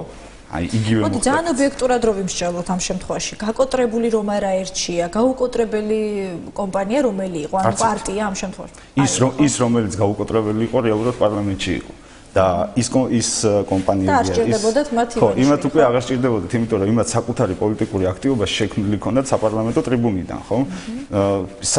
პირველ იმაზე ეტაპზე რომელი პარტიები იყვნენ, რომლებმაც პრივატიზაციაზე თანხმობა განაცხადეს, ის პარტიები, რომლებმაც ნათელაშვილს თუ გამოვლიცავთ, ის პარტიები, რომლებმაც მანდატებზე, ხო, ის ცალკე თემა არის, ის პოლიტიკური პარტიები, რომლებმაც თავის საპარლამენტო მანდატებზე თქვეს უარი. რითიც გაიკოტრეს საკუთარი თავი. იქ იყო დაწყებული ამათი გაკოტრება და არა ის რომ რაღაც ფული არ ქონდათ, რაღაც ხელისუფლება ბლოკავდა მათთან შემოწირულობას, მათ დაფინანსებას და ეს ყველაფერი გაკოტრება რომ შემთხვევაში მარტო ფინანსური ასპექტით განიხილებოდეს, მაშინ კარგი იქნებოდა, იმიტომ რომ ამ პრობლემას უცებობდნენ. მომხრეთა რაოდენობა შესაბამისად ფინანსურ კატეგორიასაც უნდა განაპირობებდეს პარტიისთვის. ლადო, რატომ გაგიჩნდა ეს კითხვები? რა არის ის, რაზეც ქართველი ერი ოცნებობს? ნუ თუ იმდენად მარტივია ქართველი ერის ოცნება, რომ ბიძინა ივანიშვილის ფინანსები კმარა მის ასახდენად. რა არის კიდევ საჭირო და რატო არ გაგმაყოფილებს ბიძინა ივანიშვილის ფინანსები ქართული ოცნების ასახდენად? თუ შენი ქართული ოცნება სხვა რამეა? არა, ჩემი ქართული ოცნება სხვა რამე არის და მე მგონი ჯერ კიდე გასული საუკუნის დასაწყისიდან იმ თავრობიდან მოყოლებული, როდესაც ჩვენ გეორგიევსკის ტრაქტატიდან მოყოლებული აზვალდებულებები და ეს პრაქტიკულად და ფაქტიურად დაკარგული დამოუკიდებლობა ქონდა, ჩვენ ამ რეალურ დამოუკიდებლობაზე გვაქვს ლაპარაკი და ეს უნდა აღვიდგინოთ. მე საქართველოს და ქართველი ერის ოცნებად მიმაჩნია ის, რომ საქართველო იყოს აბსოლუტურად დამოუკიდებელი სახელმწიფო. იგივე ამ პოლიტიკური გაერთიანების საგარეო პოლიტიკისადმი დამოუკიდებლობას თუ შევხედავთ, მე ვერ ხედავ ვექტორები როგორ განაწილდება. ჩვენ სირგული ზოგადად დედამიწაზე საერთაშორისო პოლიტიკაში ძალიან რთული პროცესები მინდის, იცით და ესე ცალსახად ერთი ხელის მოსლით ან ერთი მიმართულებით წასვლა, ან მეორე მიმართულებით წასვლა, ხო, არ იქნება კარგი და იქნება ჩვენთვის დამღუპელი. ეს პირველი ნაწილი რაც შეეხება პირველ იმას. ეხლა შიდა პოლიტიკურს რო დაუბრუნდეთ, ხო? შეურაცხყოფელია უბრალოდ და ეგეც მიწერია მაგ სტატიაში, რომ ფულით ადამიანების და მომხრეების ყიდვა და ძირითად მოტივატორად ამისი გამოყენება, ეს არის შეურაცხყოფა. იმიტომ რომ ქართველებმა მთელი თავისი ბოლო 200 წლიანი ისტორიის განმავლობაში იმდენი სისხლი დაუარეთ და იმდენი ადამიანი დაუკარგეთ. კომუნისტურ პერიოდში რაც იყო მართლა ელიტა, რაც მართლა გენეალოგია იყო, ხო? ქართული ერის ის დაკარგული გვაქვს. 90-იანი წლები 25,000-მდე ადამიანი გვაქვს დაკარგული, ხო? იცით რა არის, მოდით და ძალიან დიდი ბოდიშმა ჩემთვის გამაღიზიანებელია, რომ ეს ადამიანები, ამ ადამიანების სისხლი რაღაცნაირად დავივიწყოთ, იმიტომ რომ რამდენიმე მილიარდი გვაქვს. მიხვდით? აი ეს ყველაფერი ჩემთვის ძალიან ცუდია. უნდათ ამ ადამიანებს, იმ ადამიანების დავიწყება, შენ ასე ფიქრობ? შეიძლება არ უნდათ ამ ადამიანების დავიწყება, შესაძლებელია იცით როგორი რაღაც. 9 აპრილით დაიწყო გამოსვლა ბიძინა ივანიშვილის. გასაგებია, იმიტომ რომ ის რაღაც როგორი რაღაც არის, იცით თვითონ ის ჭორები, რომ ჭორებია თუ მითები არის, რომლებიც რუსეთთან კავშირზე არის, ხო? და რუსეთთან კავშირს რაღაცნაირად თითქოს ლოგიკურიც არის, რომ ესეთი ვარაუდები გაჩნდეს. აი ეს უკვე შეურაცხყოფელი არის ჩემთვის. ეს უკვე რაღაცნაირად და მეორე სხვა ფულით მოტივირება, ეს ყველაფერი ერთმანეთთან კარგად ჯდება, ლოგიკურად ჯდება, რა, იმიტომ რომ იმ მეზობელს, რომელთანაც ჩვენ გვაქვს ყველაზე დიდი მტრობა დღესდღეობით, ხო? სხვანაირი მეთოდები არ ესმის. ქართულთან მეგობრობაზე ადვილი არაფერი არ არის. შენ ასევე ამ ბლოგში საუბრობ იმაზე, რომ თქვათ ივანიშვილის მიერ იქნება ადამიანების მოსყიდვის მცდელობა და манипуლირება გაჭირებულ ადამიანზე, როცა მას ეტყვი, რომ მე შევიძინე თელასი და მე შენ მოგცემ ელექტროენერგიას, თქვათ ნახევარ ფასში. ამ ინფორმაციას ის ჯერჯერობით არ ადასტურებს საბოლოოდ, თუმცა გარკვეული მითქმა-მოთქმა ამაზე არსებობს და თქვათ კავკასიის ეთერში მან ნაწილობრივ მაინც დაადასტურა ეს ამბავი. რატომ იქნება ეს ვთქვათ მოსყიდვა, თუ კი მან გადაწყვიტა, რომ მაინც და მაინც ახლა არჩევნებამდე 4 თვით ადრე ეყიდა ეს კომპანია, ის ხომ ბიზნესმენი არ დაგვავიწყდეს. კი ბატონო, ის ბიზნესმენია, მაგრამ უნდა გავყოთ, გავმიჯნოთ რამენაირად ბიზნესმენი და სახელმწიფო მოხელე ერთმანეთისგან, რომელზეც ერის გარკვეული ნაწილი რაღაც იმედებს ამყარებს, ხომ ასეა. გავა ეს 3 წელი სიტყვაზე ვიძახი, მოხდა ეს ყველაფერი, შეიძინა თელასი, მოხდა ის ჭორი გამართდა, რომ ვთქვათ 3 წლის განმავლობაში თბილისელები უფასოდ მიიღებენ ელექტროენერგიას და დადგა ის პერიოდი, როდესაც რეალობას უნდა შევეჭეხოთ. მართლა უნდა შევეჭეხოთ, არ უნდა შევხვდეთ, ეს იქნება შეჭეხება, იმიტომ რომ მოხდება ელემენტარულად ეკონომიკას თავისი კანონზომიერებები გააჩნია, ხო? უფასოდ უბრალოდ ვერ იარსებობს ვერაფერი. საერთოდ სახელმწიფოში და ვერც დედამიწაზე ყველაფერი, ანუ რამდენად ეხა სამართლიანია ზოგადად არსებული დედამიწაზე ეკონომიკური სისტემა და ასე შემდეგ, ეს საერთოდ სხვა თემა არის, მაგრამ ამ არსებულ გარემოში შეუძლებელი არის და არ შეიძლება ესეთი რამე ხდებოდეს. პირველ რიგში ბიზნესმენი, იმიტომ ბიზნესმენი რომ მოგებაზეა ორიენტირებული და როდესაც ბიზნესმენი წყვეტს რომ რომელიმე ბიზნესიდან არ მიიღოს რაღაც შემოსავალი, ეს არის უფრო შეიძლება მიიღოს ხმა, შეიძლება სხვა რაღაცა, ანუ რაღაც დივიდენდი უნდა მიიღოს. თუ უკვე არეულია. ხო, ეხა გააჩნია სად გადავიტანთ, როგორ გადავიტანთ, მაგრამ სახელმწიფოსთვის ესეთი მიდგომები არის ძალიან ცუდი და მეორე მხრივ მანდაც მიწერია ეგ რომ ამ ადამიანის მიმართ არის დაშვებული შეცდომა და არ მინდა ეს მოხდეს იგივე ნაწილში ის რომ ის ადამიანები რომლებიც ხელისუფლების ცვლილება თუ მოხდება ცვლილების შემთხვევაშიც ისევ იგივე მდგომარეობაში დარჩებიან იმიტომ რომ მათ მაგივრად დაზგასთან არავინ არ დადგება და მათ მაგივრად თოხს არავინ არ აიღოს და მიწას არ დაამუშავებს და შესაბამისად მათ მდგომარეობა არ შეეცვლებათ უფრო მეტად აგრესიულად განეწყობიან ხელისუფლების მიმართ არ აქვს მნიშვნელობა ვინ იქნება იმ დროს ხელისუფლებაში ხომ